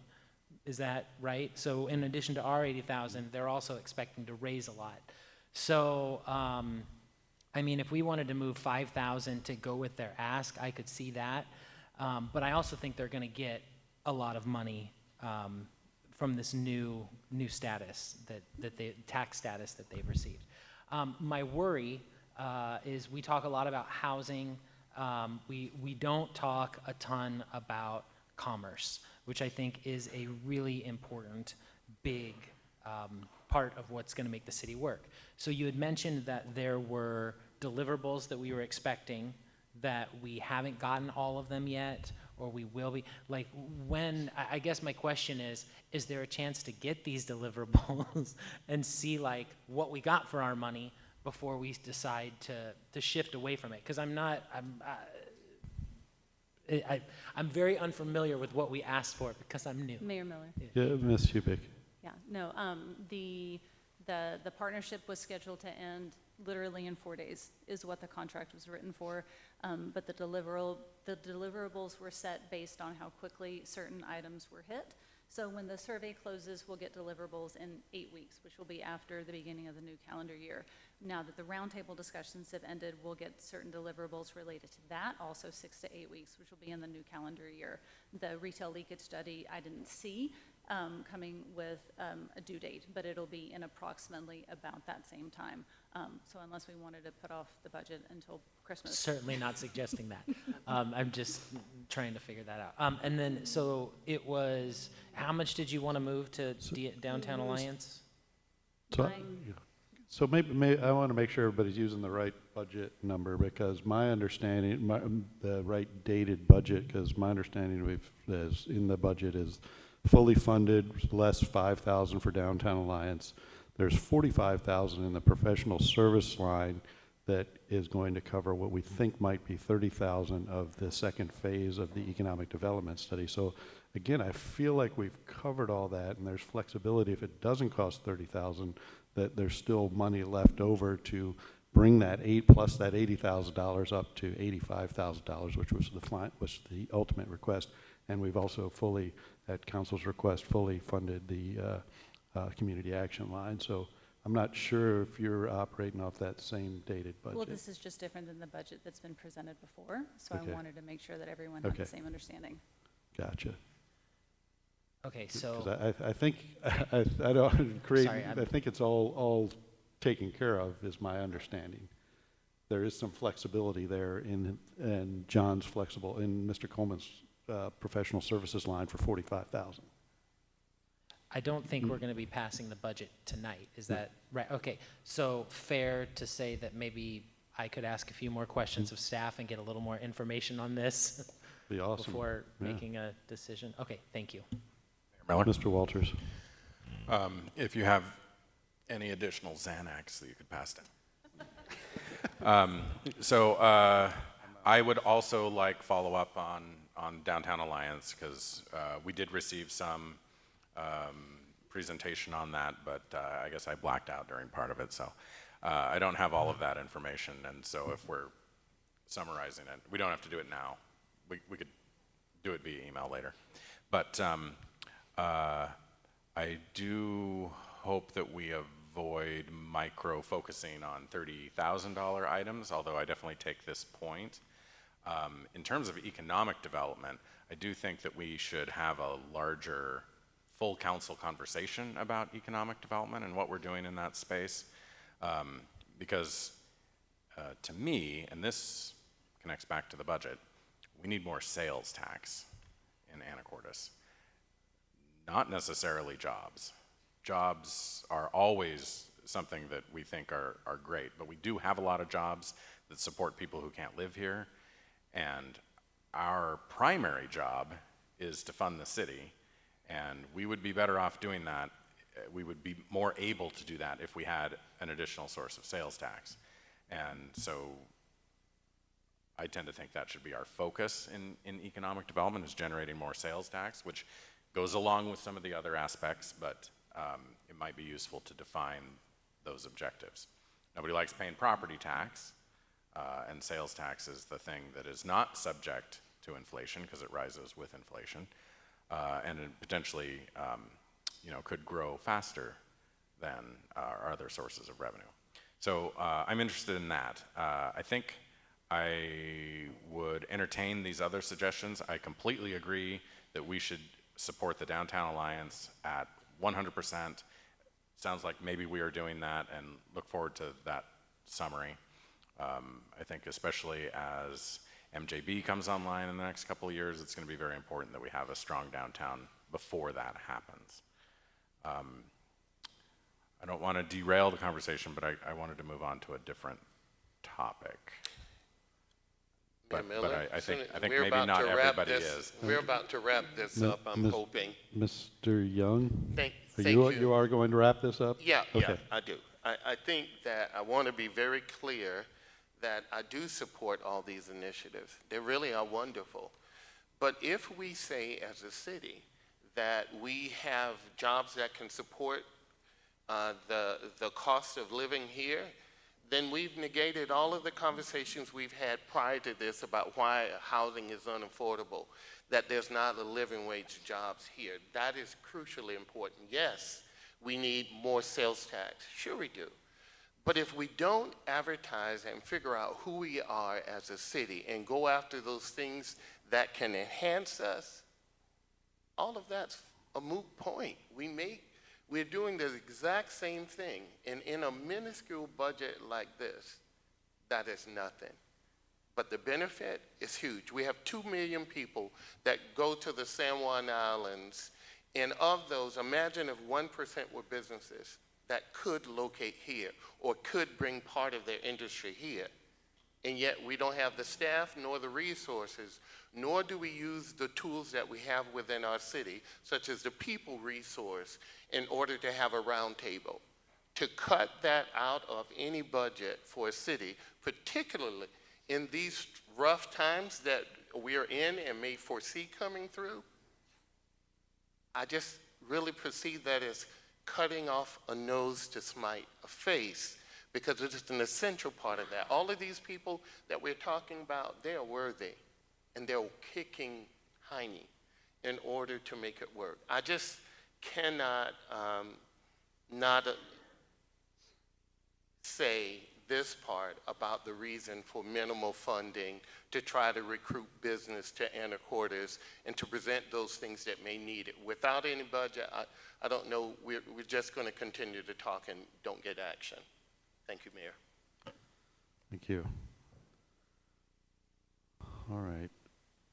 Is anything else we missed on the budget, Council? Can I ask Mayor Miller? Yeah, you just have to say who you are, Ms. Cleland McGrath. Thank you. Hey, so we received an email from HR recently about just kind of an update when it comes to some of the positions we've frozen from hiring. So that's building inspector, engineering tech, fiber tech, museum curator, parks maintenance tech. So I guess my question is, when we look, those are listed as positions when we do our org charts, but are those positions that we expect to continue to have frozen with this proposed budget? It'd be nice to kind of have a better understanding of how that works with the budget, and then the fact that we've got the 6 police officers that are still vacant too, and how does that kind of mesh with this proposal for our 2025 budget? Yeah, it's a good question. So those positions are all included in this 2025 budget. So when you see the appropriations line, those positions are included there. We are holding those positions open to conserve on the cash flow that would be required to fund those positions. So I don't.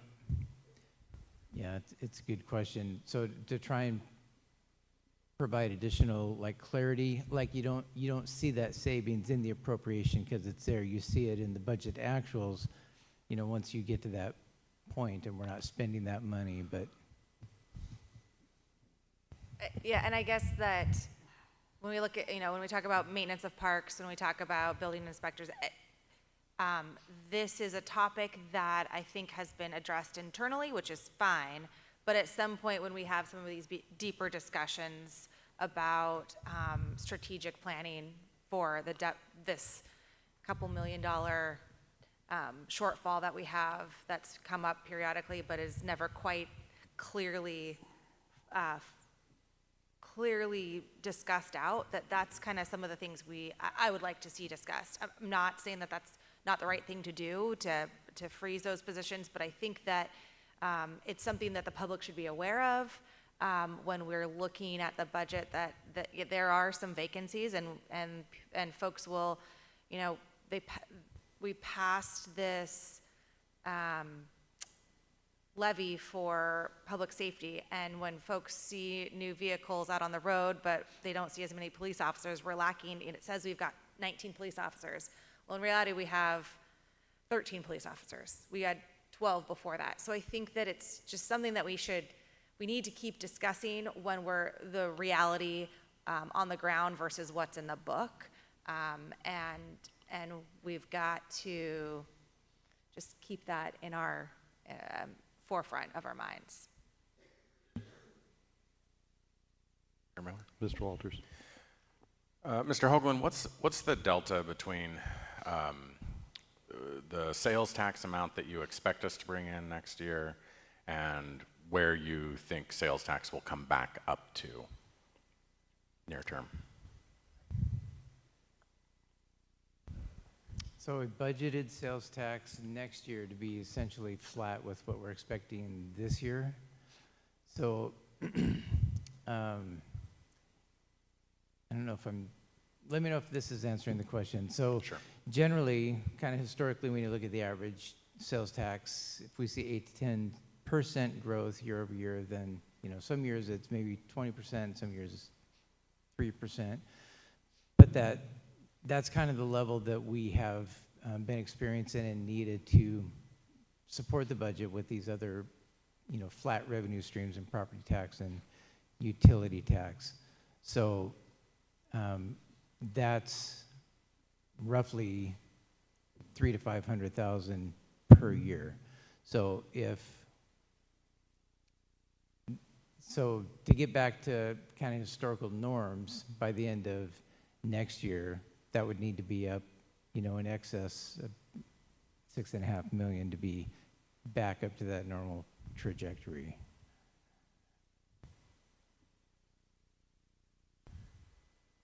Okay, so I think in between what you said there, I think I got my question answered. You're projecting flat revenues, flat sales tax, and you think that we will actually meet our actuals this year will meet our projected revenue for 2024? Yeah, it looks like this year for 2024, we projected a decrease from last year. And we have been experiencing a decrease, but it's not as significant as what we budgeted. So if that makes sense, we're exceeding our revenue budget, but we budgeted to be less than last year. Okay, so and then actuals are exceeding budgeted revenues for sales tax. Yes. Okay. Yeah. And then as I mentioned earlier, we have a little bit of an upward trend the last 3 months. So. Okay, good. But you budgeted lower, and you think that 10% growth on average, or 300 to 500K, not all of that is 10%. So 500K would be closer to 10%. Yeah, right. But you would want to see it at 6.5? 6.5 million annually for sales tax is what would make you feel more comfortable like about if we're talking about like what kind of decision points, like once, I don't know if this is what you're getting at, but something we've been talking about internally in finance, like what are those kind of, you know, decision triggers? What would we have to see in order to be comfortable in recommending we, you know, start hiring for some of these frozen positions or things of that nature? Yeah. So, I'm just looking at the overall revenue picture. I mean, the economy is doing well. reason that we are not receiving as much sales tax as we might have otherwise expected is maybe largely housing, which is affected by interest rates. So how much better does the economy need to get, or maybe just the housing market, in order to get to a point where you think that we will be really recovering from our downturn in sales tax? That's what I'm trying to get at. I guess I haven't worked out what those numbers are, like, you know. But maybe like that's that, when 500,000 or so? I mean, that's kind of that's the target, I guess, for sales tax on an annual basis. 500,000 increase over the prior year. And you're right, construction is the biggest decrease. The largest sector that decreased the most, residential as well as commercial construction. Our permit issuance has been down pretty significantly. So I don't know, maybe we could go back and look at what those historical norms are. And if we get back to, I don't know, 50 single housing permits a year rather than, 25 or 30, I'm not exactly sure what those numbers are at right now. So that part of the sales tax is largely probably going to be dependent more on interest rates than on overall economic growth. Yeah, it seems like it. Hospitality hasn't dropped as significantly as construction, for example. I mean, there's several sectors within hospitality, but that generally has been either steady or increasing the last few years, where construction's been tailing off. Okay.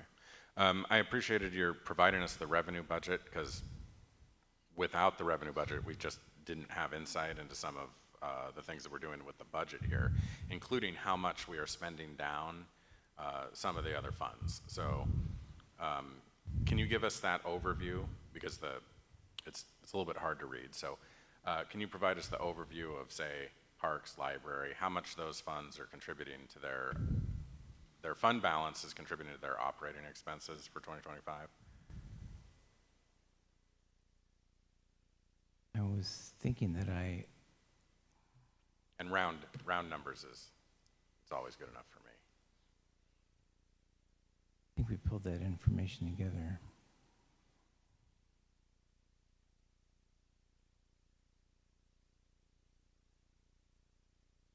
So you're asking how much fund balance are we budgeting for those different funds? Right.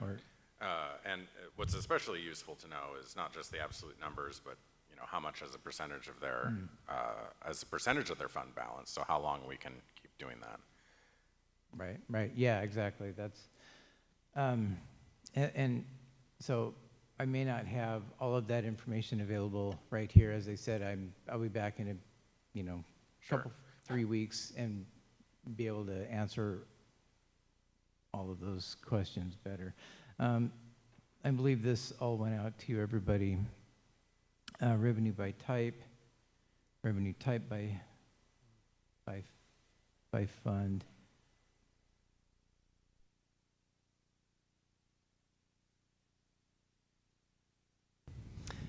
So that fund balance is going to be within this internal fund, or this internal section.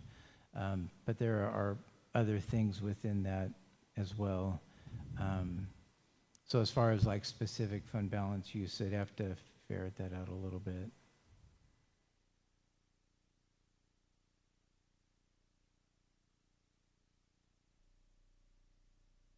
We could go through the bars number to get there. If it's acceptable to council, I could put something together that's a little better summary and bring that back. I think the summary works better for us than all the line items. But yeah, what I'm looking for is, and Parks and Library maybe are the first ones that come to mind, but maybe there are others that are significant.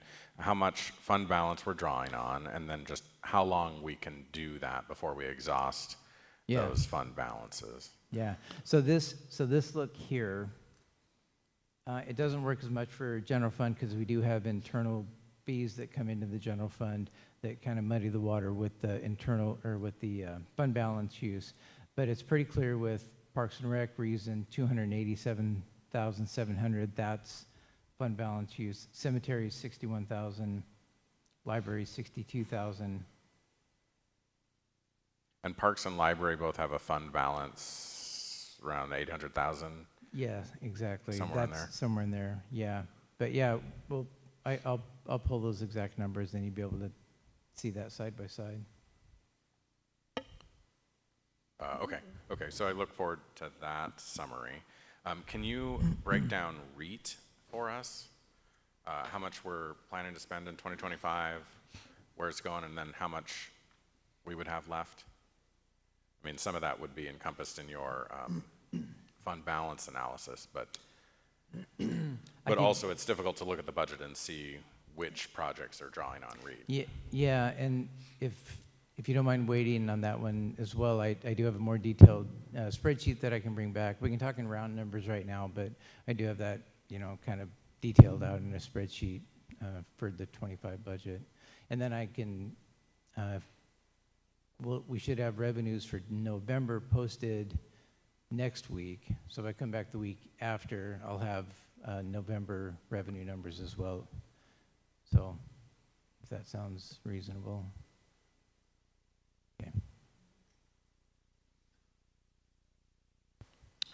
I have a couple more questions, but Anybody, I think he's offering up. Anybody else have any other questions before Mr. Walters asks some more questions? Mr. Walters. With respect to the levy lid lift, the officers we haven't hired, we've got posted positions for both entry level and laterals. Do we have money budgeted for both? Yeah, yes, Okay. exactly. So we could cover lateral, if all laterals applied, we could cover that in the budget? Yeah, exactly. Okay. So that, I don't know if that was clear, but the public safety arena is one of those areas that is not included in the hiring freeze at this point. Right, okay, good. And then when we went through originally the department presentations on the budget, we talked about the additional public defender, the only additional employee we're talking about hiring in 2025. And I'd asked a question about whether we'd looked at contracting for that position, and what is the answer? So at this point, to my knowledge, we are just continuing to use contract attorneys as we need. Haven't moved forward with actually hiring yet. So that's a really weak answer. I apologize, but at this point we haven't advertised for that position. Are you talking about like contracting on a permanent basis for that additional work, or just kind of as? I think Ms. Shu, since it falls under her realm, is happy to help you out with this one. Council, thanks for the opportunity to discuss this a little bit more. And I know that there was a question during the budget hearing about whether or not we would consider looking at additional contract attorneys to support the reduced caseload for the public defender. And we certainly are willing to look at that. We have struggled to be able to attract public defenders on a contract basis. So we do have the amount that we need now with the current caseload standards, but I am concerned about if everybody is working with the caseload standards, if they are enacted. We don't know yet. The Supreme Court, Washington State Supreme Court, is still evaluating that and they finished the public comment, I think, just recently. But if everybody's in a situation where they're needing to hire public defenders, there may just be a shortage altogether. And that's one of the things that we're really concerned with. So I think that we would look at any opportunities for filling that gap to make sure that we're able to meet the legal requirements for the standards. So yes, public defender contract, but right now we're scheduled and budgeted for filling that in as a full-time position starting in July when the new standards go into effect.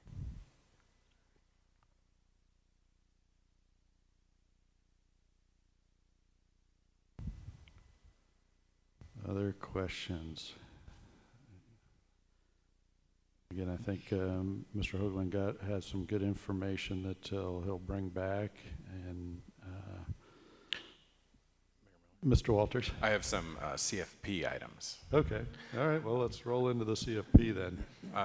Okay, everybody's holding their powder for that one. All right, Yeah, that's so good. for downtown streetscape, I am a little bit unclear how we intended to represent that one in the CFP.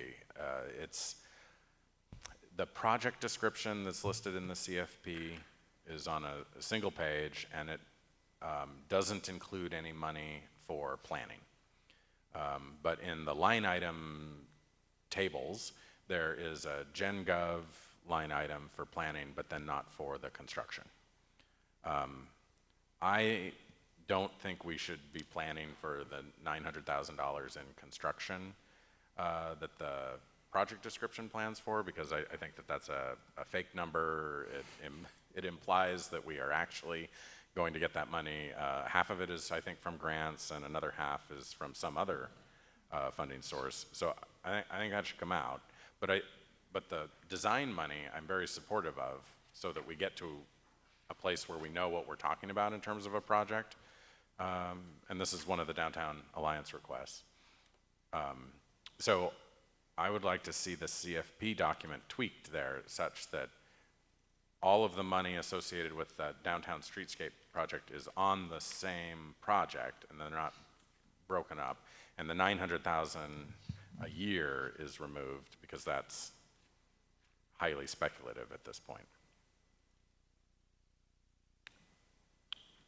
So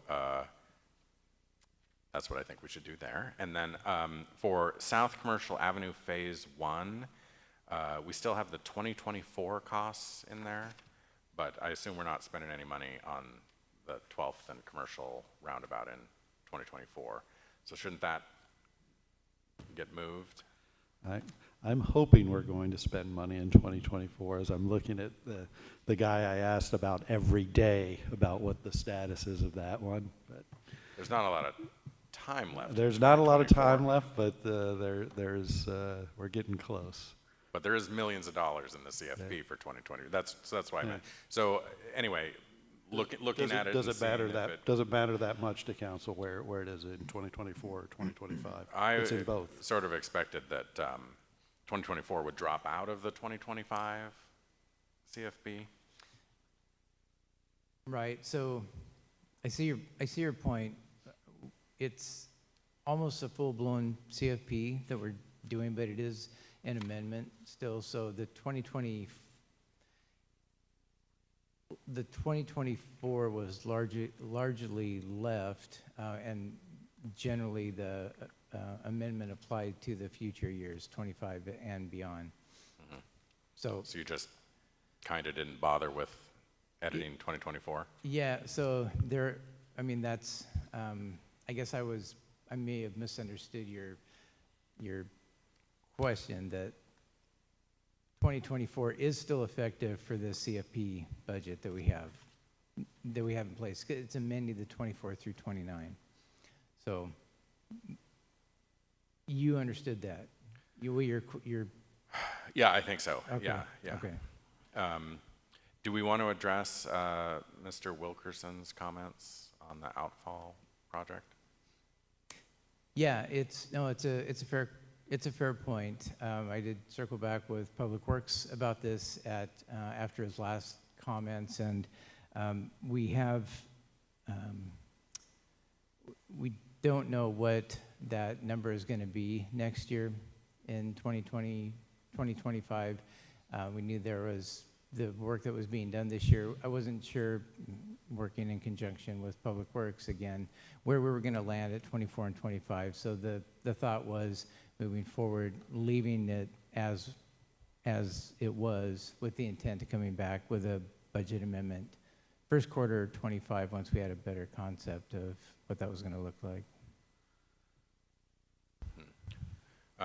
Okay, and then the Seagull abatement project, small project, $30,000, but we did talk about, instead of just moving the seagulls from City Hall to the various buildings next door, bringing in a falconer to dissuade the seagulls from nesting in downtown, and Downtown Alliance has done some research on that, and I understand that that actually might work.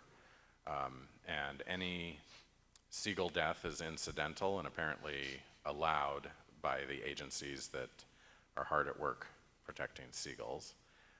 So I was hoping that we could reflect that concept in the CFP.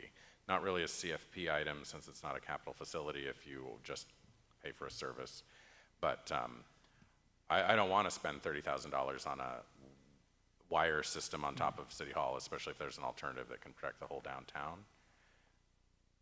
Is there any objection to that from Public Works? I know Public Works has looked at it. Nobody's waving their arms. Sounds like maybe there isn't an objection to that. Anyway, at least could we adopt a plan that includes that as an option in that project rather than only articulating the Yeah, so those wire CFP thing? projects transfer, in facilities from that facility CFP into the facilities operating budget. So we can make that note in the budget that seagull mitigation / or maybe put the term falconer in there somewhere? Or You think it will go to somebody else's department if it's not a facility? Is that the issue? That you'd move the money to a different department? Is that what you're suggesting? No, I guess I was thinking that it would continue to roll into facilities, whether it was in, like a material and equipment line item or professional services. It would, Yes, yeah, I'm not concerned about that. I'm just concerned about the text. Because I want us to remember, because we based our recollections on this document, that what we're trying to pursue is actually more of a holistic solution rather than just for this building. That's what I'm asking for. If that's what council desires, I guess, we can. Yeah, I don't think staff's going to have any objection to a more holistic, best solution to the problem. I don't know if you. I'm in favor of the Falcon. Yes.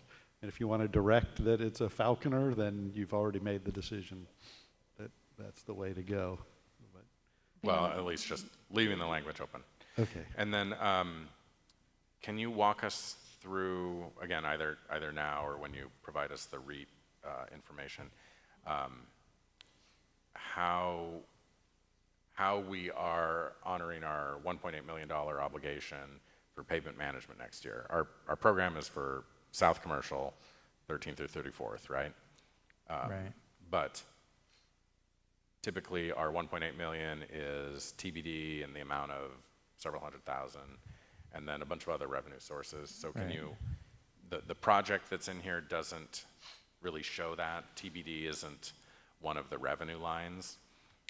So can you provide us a summary of how that funding is being braided together? Oh, certainly. Because like Yeah. the project is more than 1.8, right? So, Right, but right. just what are the funding sources? Because Sure. it's not clear from the project that's in the packet. Okay. all right.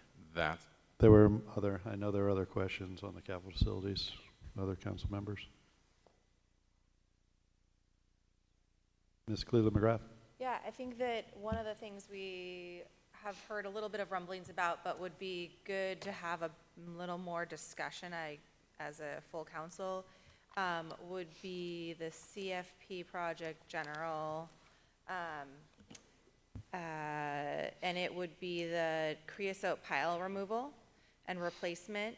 And then also, so it's kind of that project, and then adjacent is there's a breakwater that's listed. So the creosote pile removal, my understanding is coming from DNR. It's a requirement.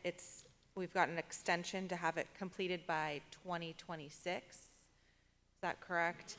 And I guess I'm a little concerned if this number that's here is the correct scope of work and what kind of preparation we've done to put this in the CFP. And then also that's one thing, and I believe it's in the CFP for $250,000. said that there was 120 move of unspent funds in 2024, from 2024 to 2025. So is that, are we moving 120 from 2024 to 2025, or is it just collected it for a total of 250,000 in 2025? Yeah, so the understanding of the project has been refined and understood now to be more expensive than what we budgeted for last year. So that work has not been done, rebudgeted at a higher amount.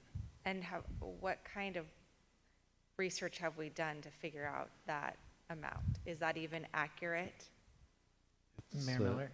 I'm gonna, since I've done some of that research and I haven't had a chance to get back with the staff, it's about $200,000 shy, but there's still some ownership issues that we're trying to work out with. There are 33 creosote piles in the DNR area.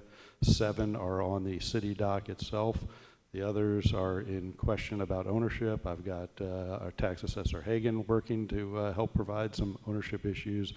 I've got my crack legal team trying to figure out how it applies. So, but I've also talked to a very reputable marine construction company, and his guess is that's about 200 shy of 33 piles. But that's if we don't, that depends on the ownership issue as well, about what our extent. And I was thinking, you know, if council doesn't want to approve that part of the budget until we figure it out, that's fair. And then we can come back for a budget amendment, or you can approve it and, you know, we'll get back to you when we sort out some of these issues as well. Because right now, Mr. Hoagland has it listed as, you know, reserves essentially. We don't really have a great plan. Well, we have the plan for the lower number, but For the that's what I know, yeah. For the 370,000, but yes. we're looking at more like 570,000. 515 is the number Okay. I did with the math from a. Sorry, is that for both of the projects? 515 would just be for 33 creosote piles to remove and replace. And then how much is the breakwater? I can't remember what's in there, 280, thank you. Thank you. And the breakwaters need some more research, correct? Yes, we need some more research. And that's all in 2025. I guess,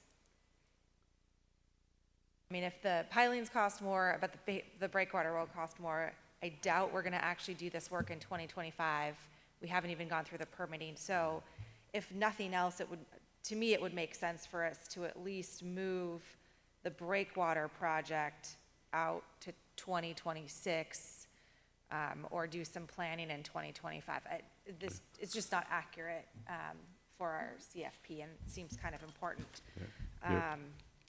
Yeah, we're definitely under the target for, was it January 2nd, 2026, right? To have the creosote piles removed. We don't necessarily have a target date for the breakwater, except we know that it's not in good shape. Sorry, did you have anything more, Ms. Clinton Well, McGrath, I mean, and then Mr. Fantini? No, I guess my inclination would be then we need to push out at least for the purposes of the CFP, push out the breakwater until we have better understanding. And then I don't know how we don't take that 280,000 and put it towards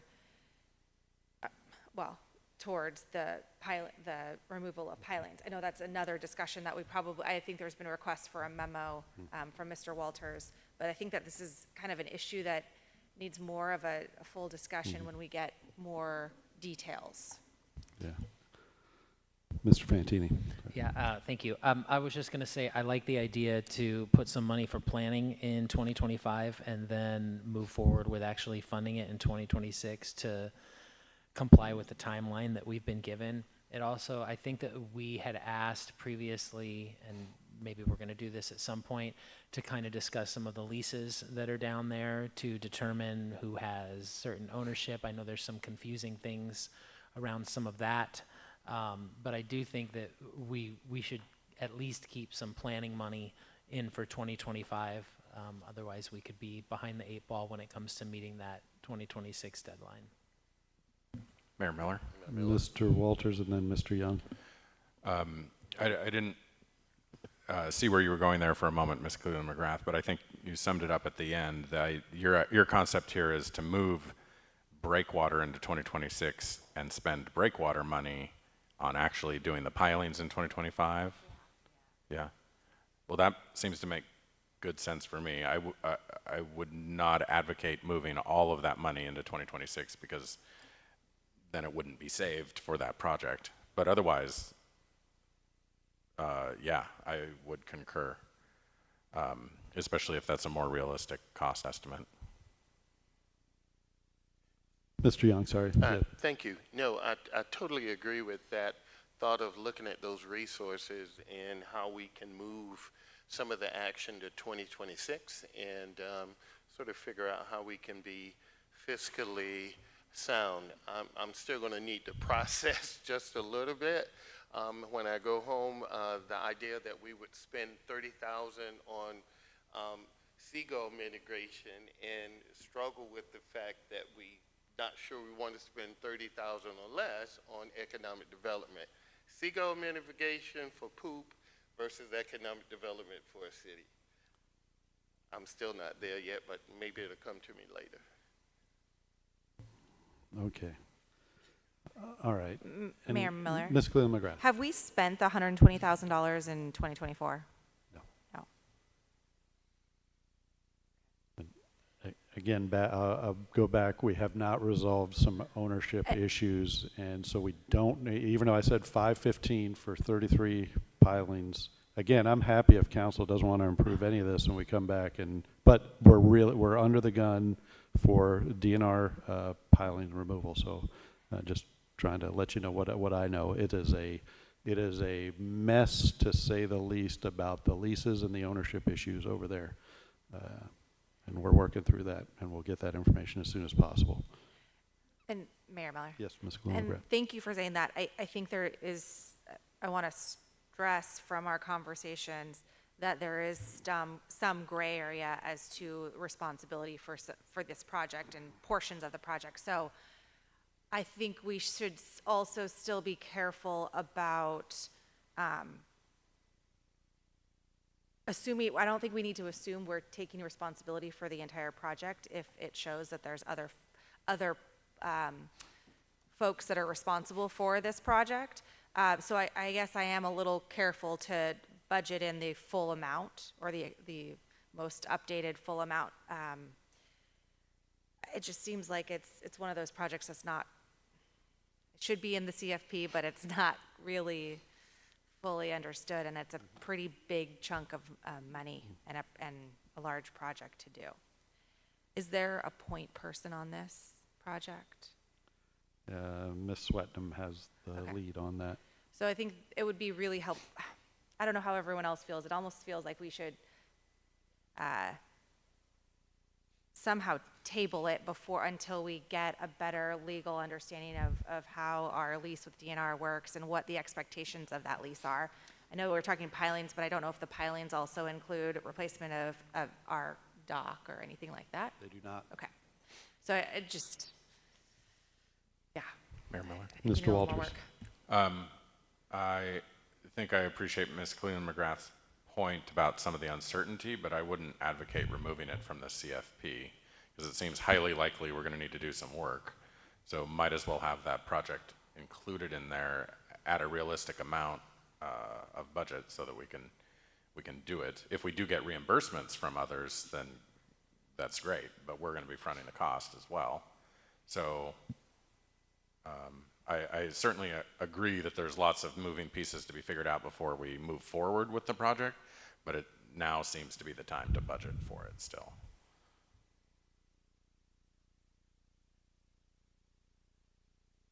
All right, good discussion. Those are the areas I know that staff was expecting to have that conversation. All right, well, I think still on our schedule, Mr. Hoagland, is next week for adoption is the goal that you have set out for the council? Yeah. So the statute requires the council to meet to set the final budget. So I've set that for next week, December 2nd, I believe. So lot of info to get to council in a short week, I guess, is kind of Yeah. what I'm hinting at. But, Yeah. you know, please, council, reach out to me, the staff, if there are some issues there. You know, we'll shoot for that, and we'll go from there. All right, good discussion. Thank you. Okay, where are we now? 8C, this is ordinance 4093, trespassing under AMC 9.50070. This is a discussion item only. And again, Ms. Swetnam's out, but we're going to have a whole team of pros going to present. And looks like, Chief, you're going to lead it off. Thank you, Mayor Miller. Good evening, council members and members of the audience. I'm here tonight in place of Ms. Swetnam, who was originally going to present this. Last Public Safety Committee meeting, several department heads joined me at the Public Safety Committee meeting to request that we re-examine the trespass ordinance as it's currently written for trespass on city property.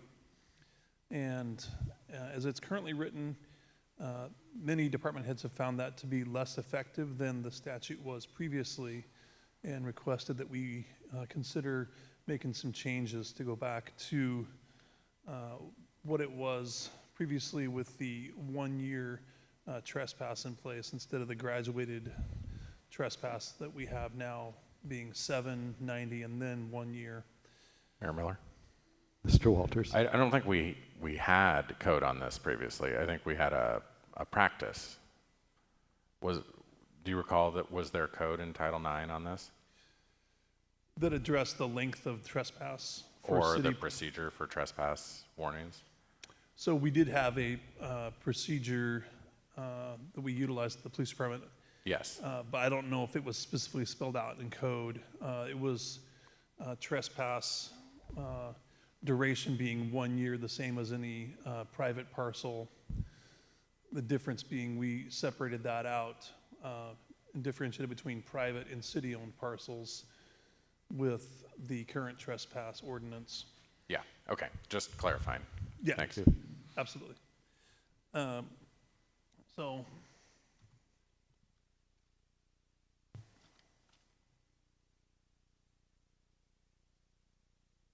as this currently stands, as mentioned, we have the graduated trespass for city-owned parcels starting out at 7, then 90, and 365 days. Ms. Swetnam had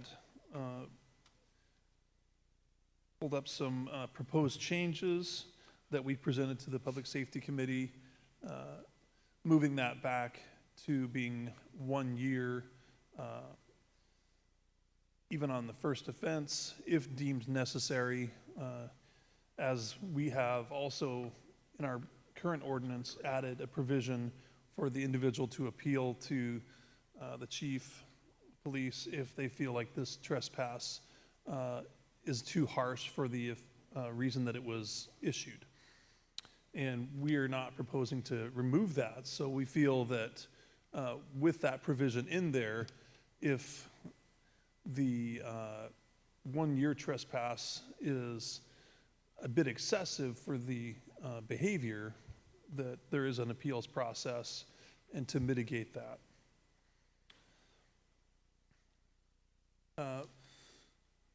Mr. Walters had also offered some suggestions in response to what Ms. Swetnam had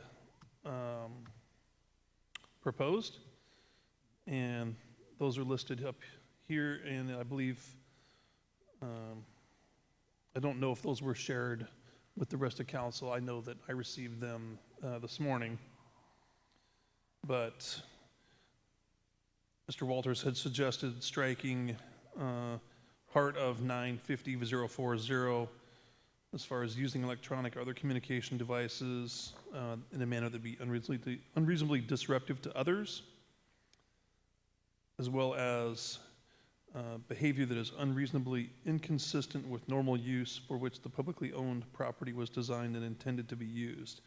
And the example given in our current statute is engaging in loud conversation in library setting.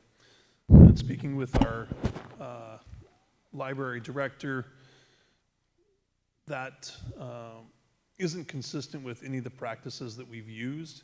There's been no removal of anyone for excessively loud language.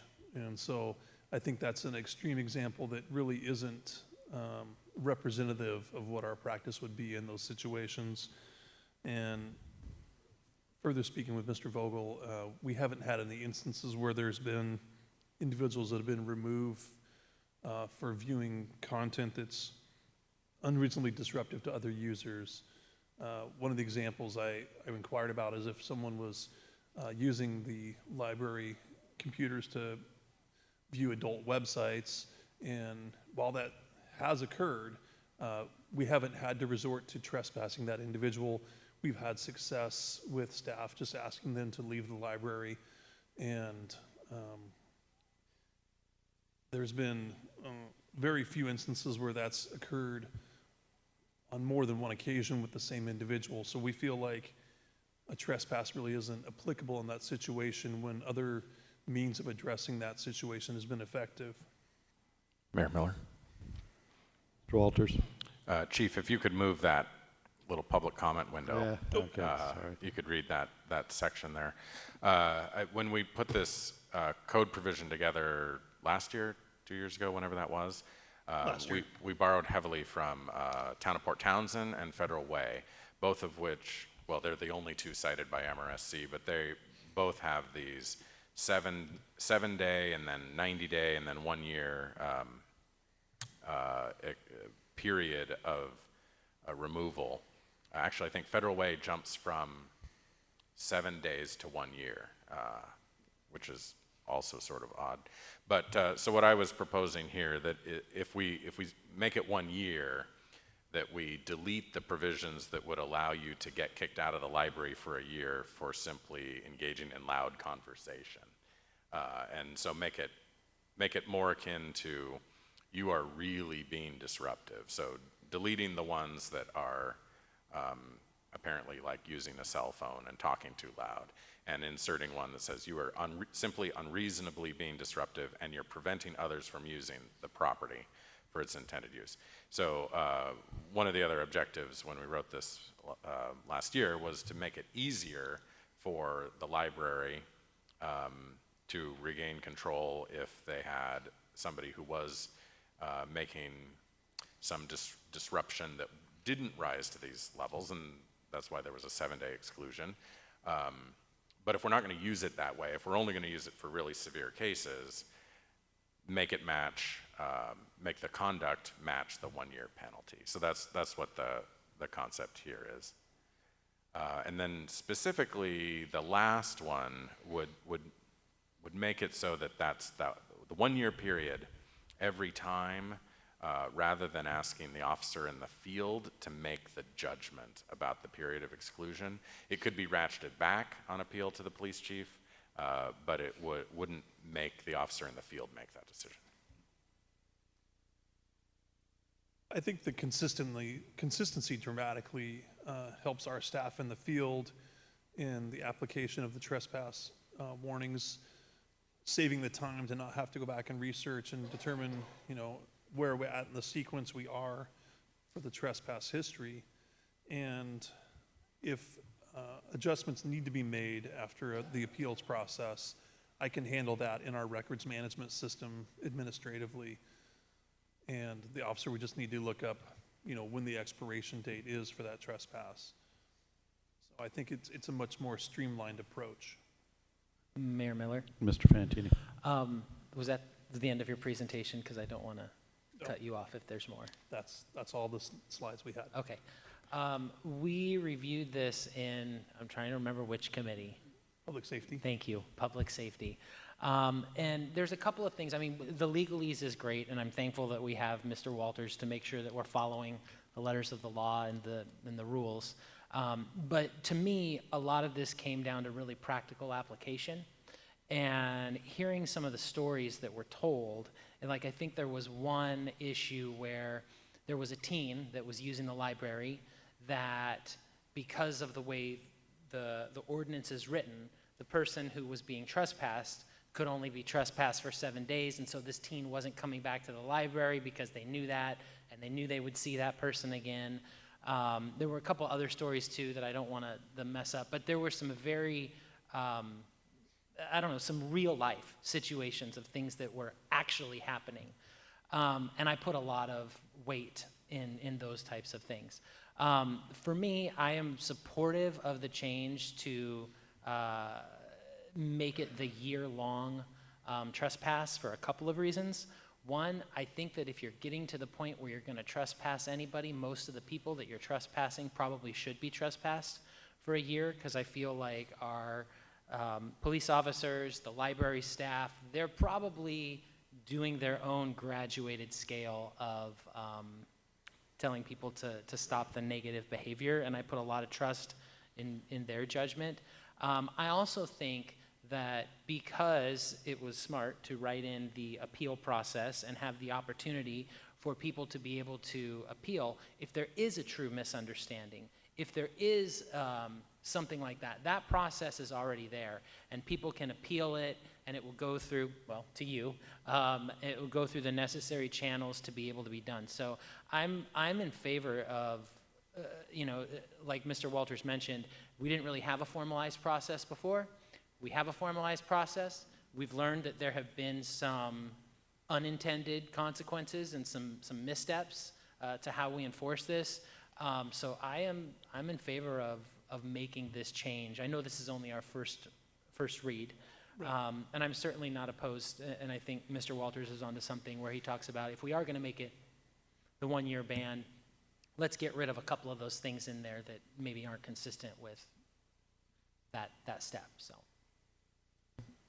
To Mr. Fantini's point, there were several stories from various city departments across the board of similar nature where, you know, either the staff member didn't call because it would only be a 7-day period, and that wouldn't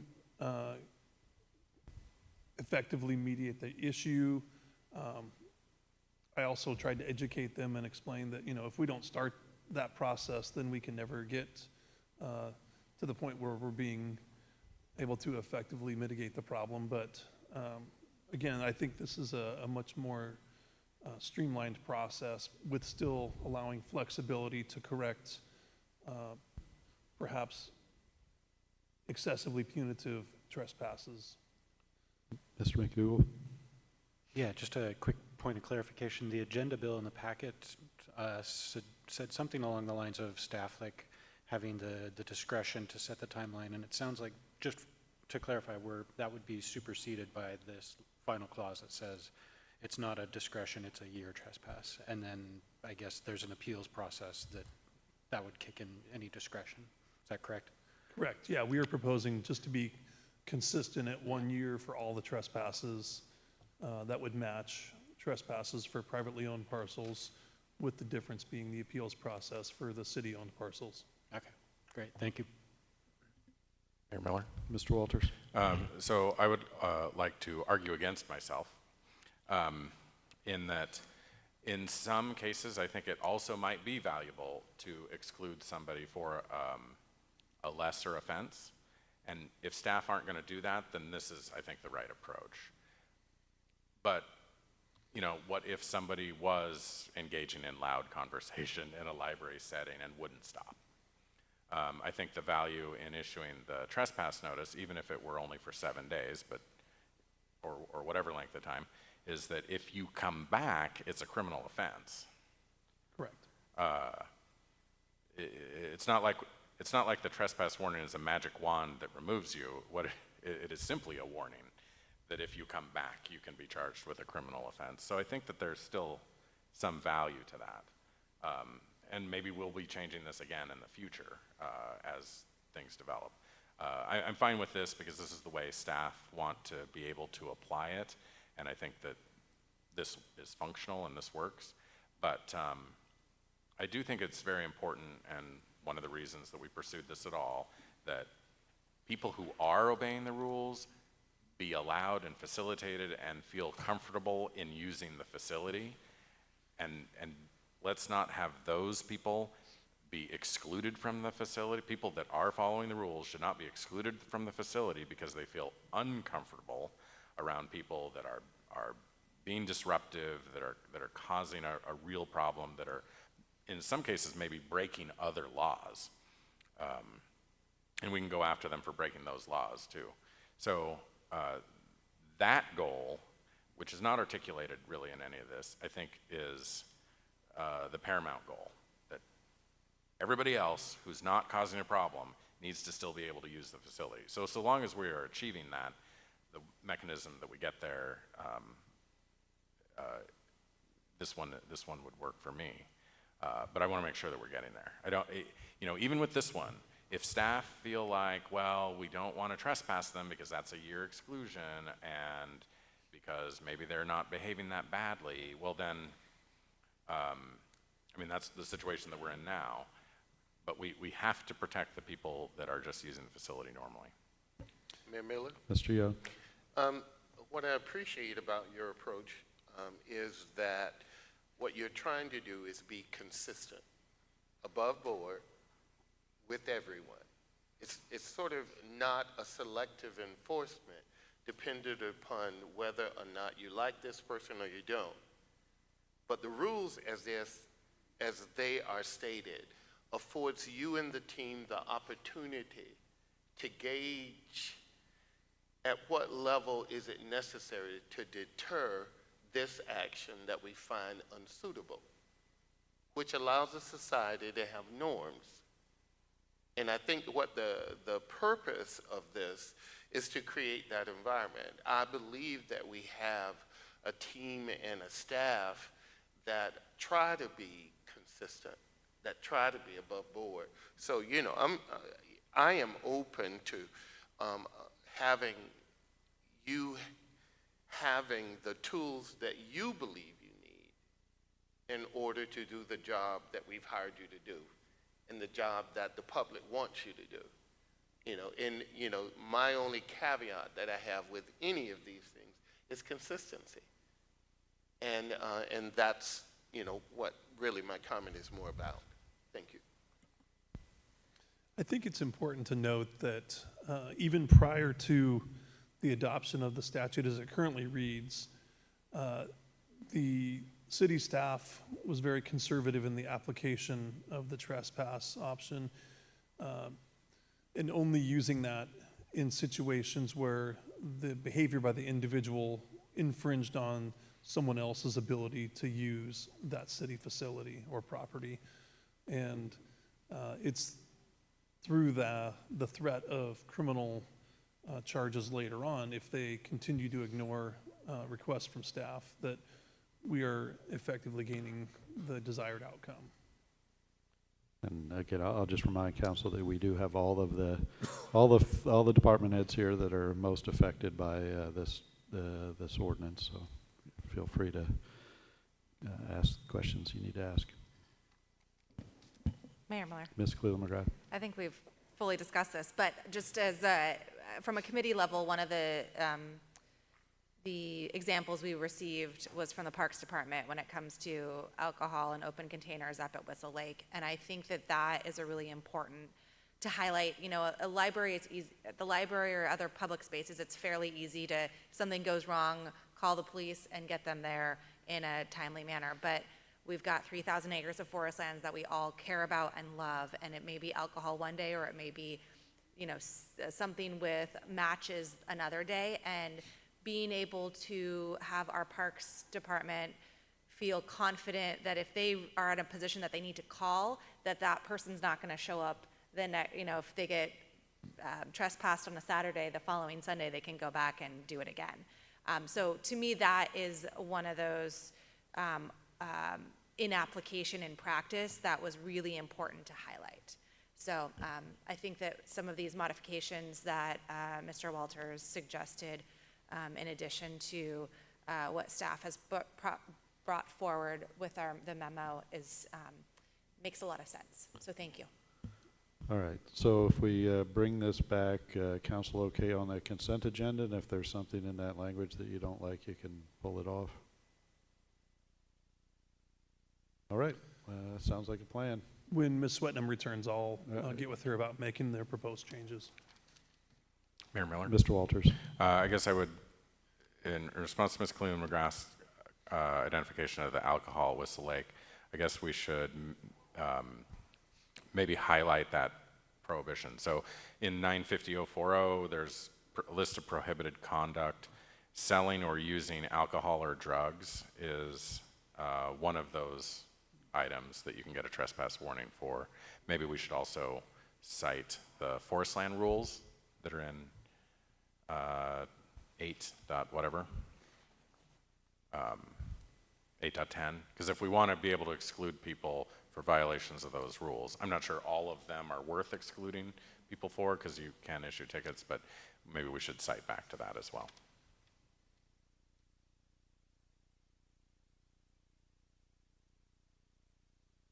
All right, I'll make sure Chief gets that note down before we close out this topic.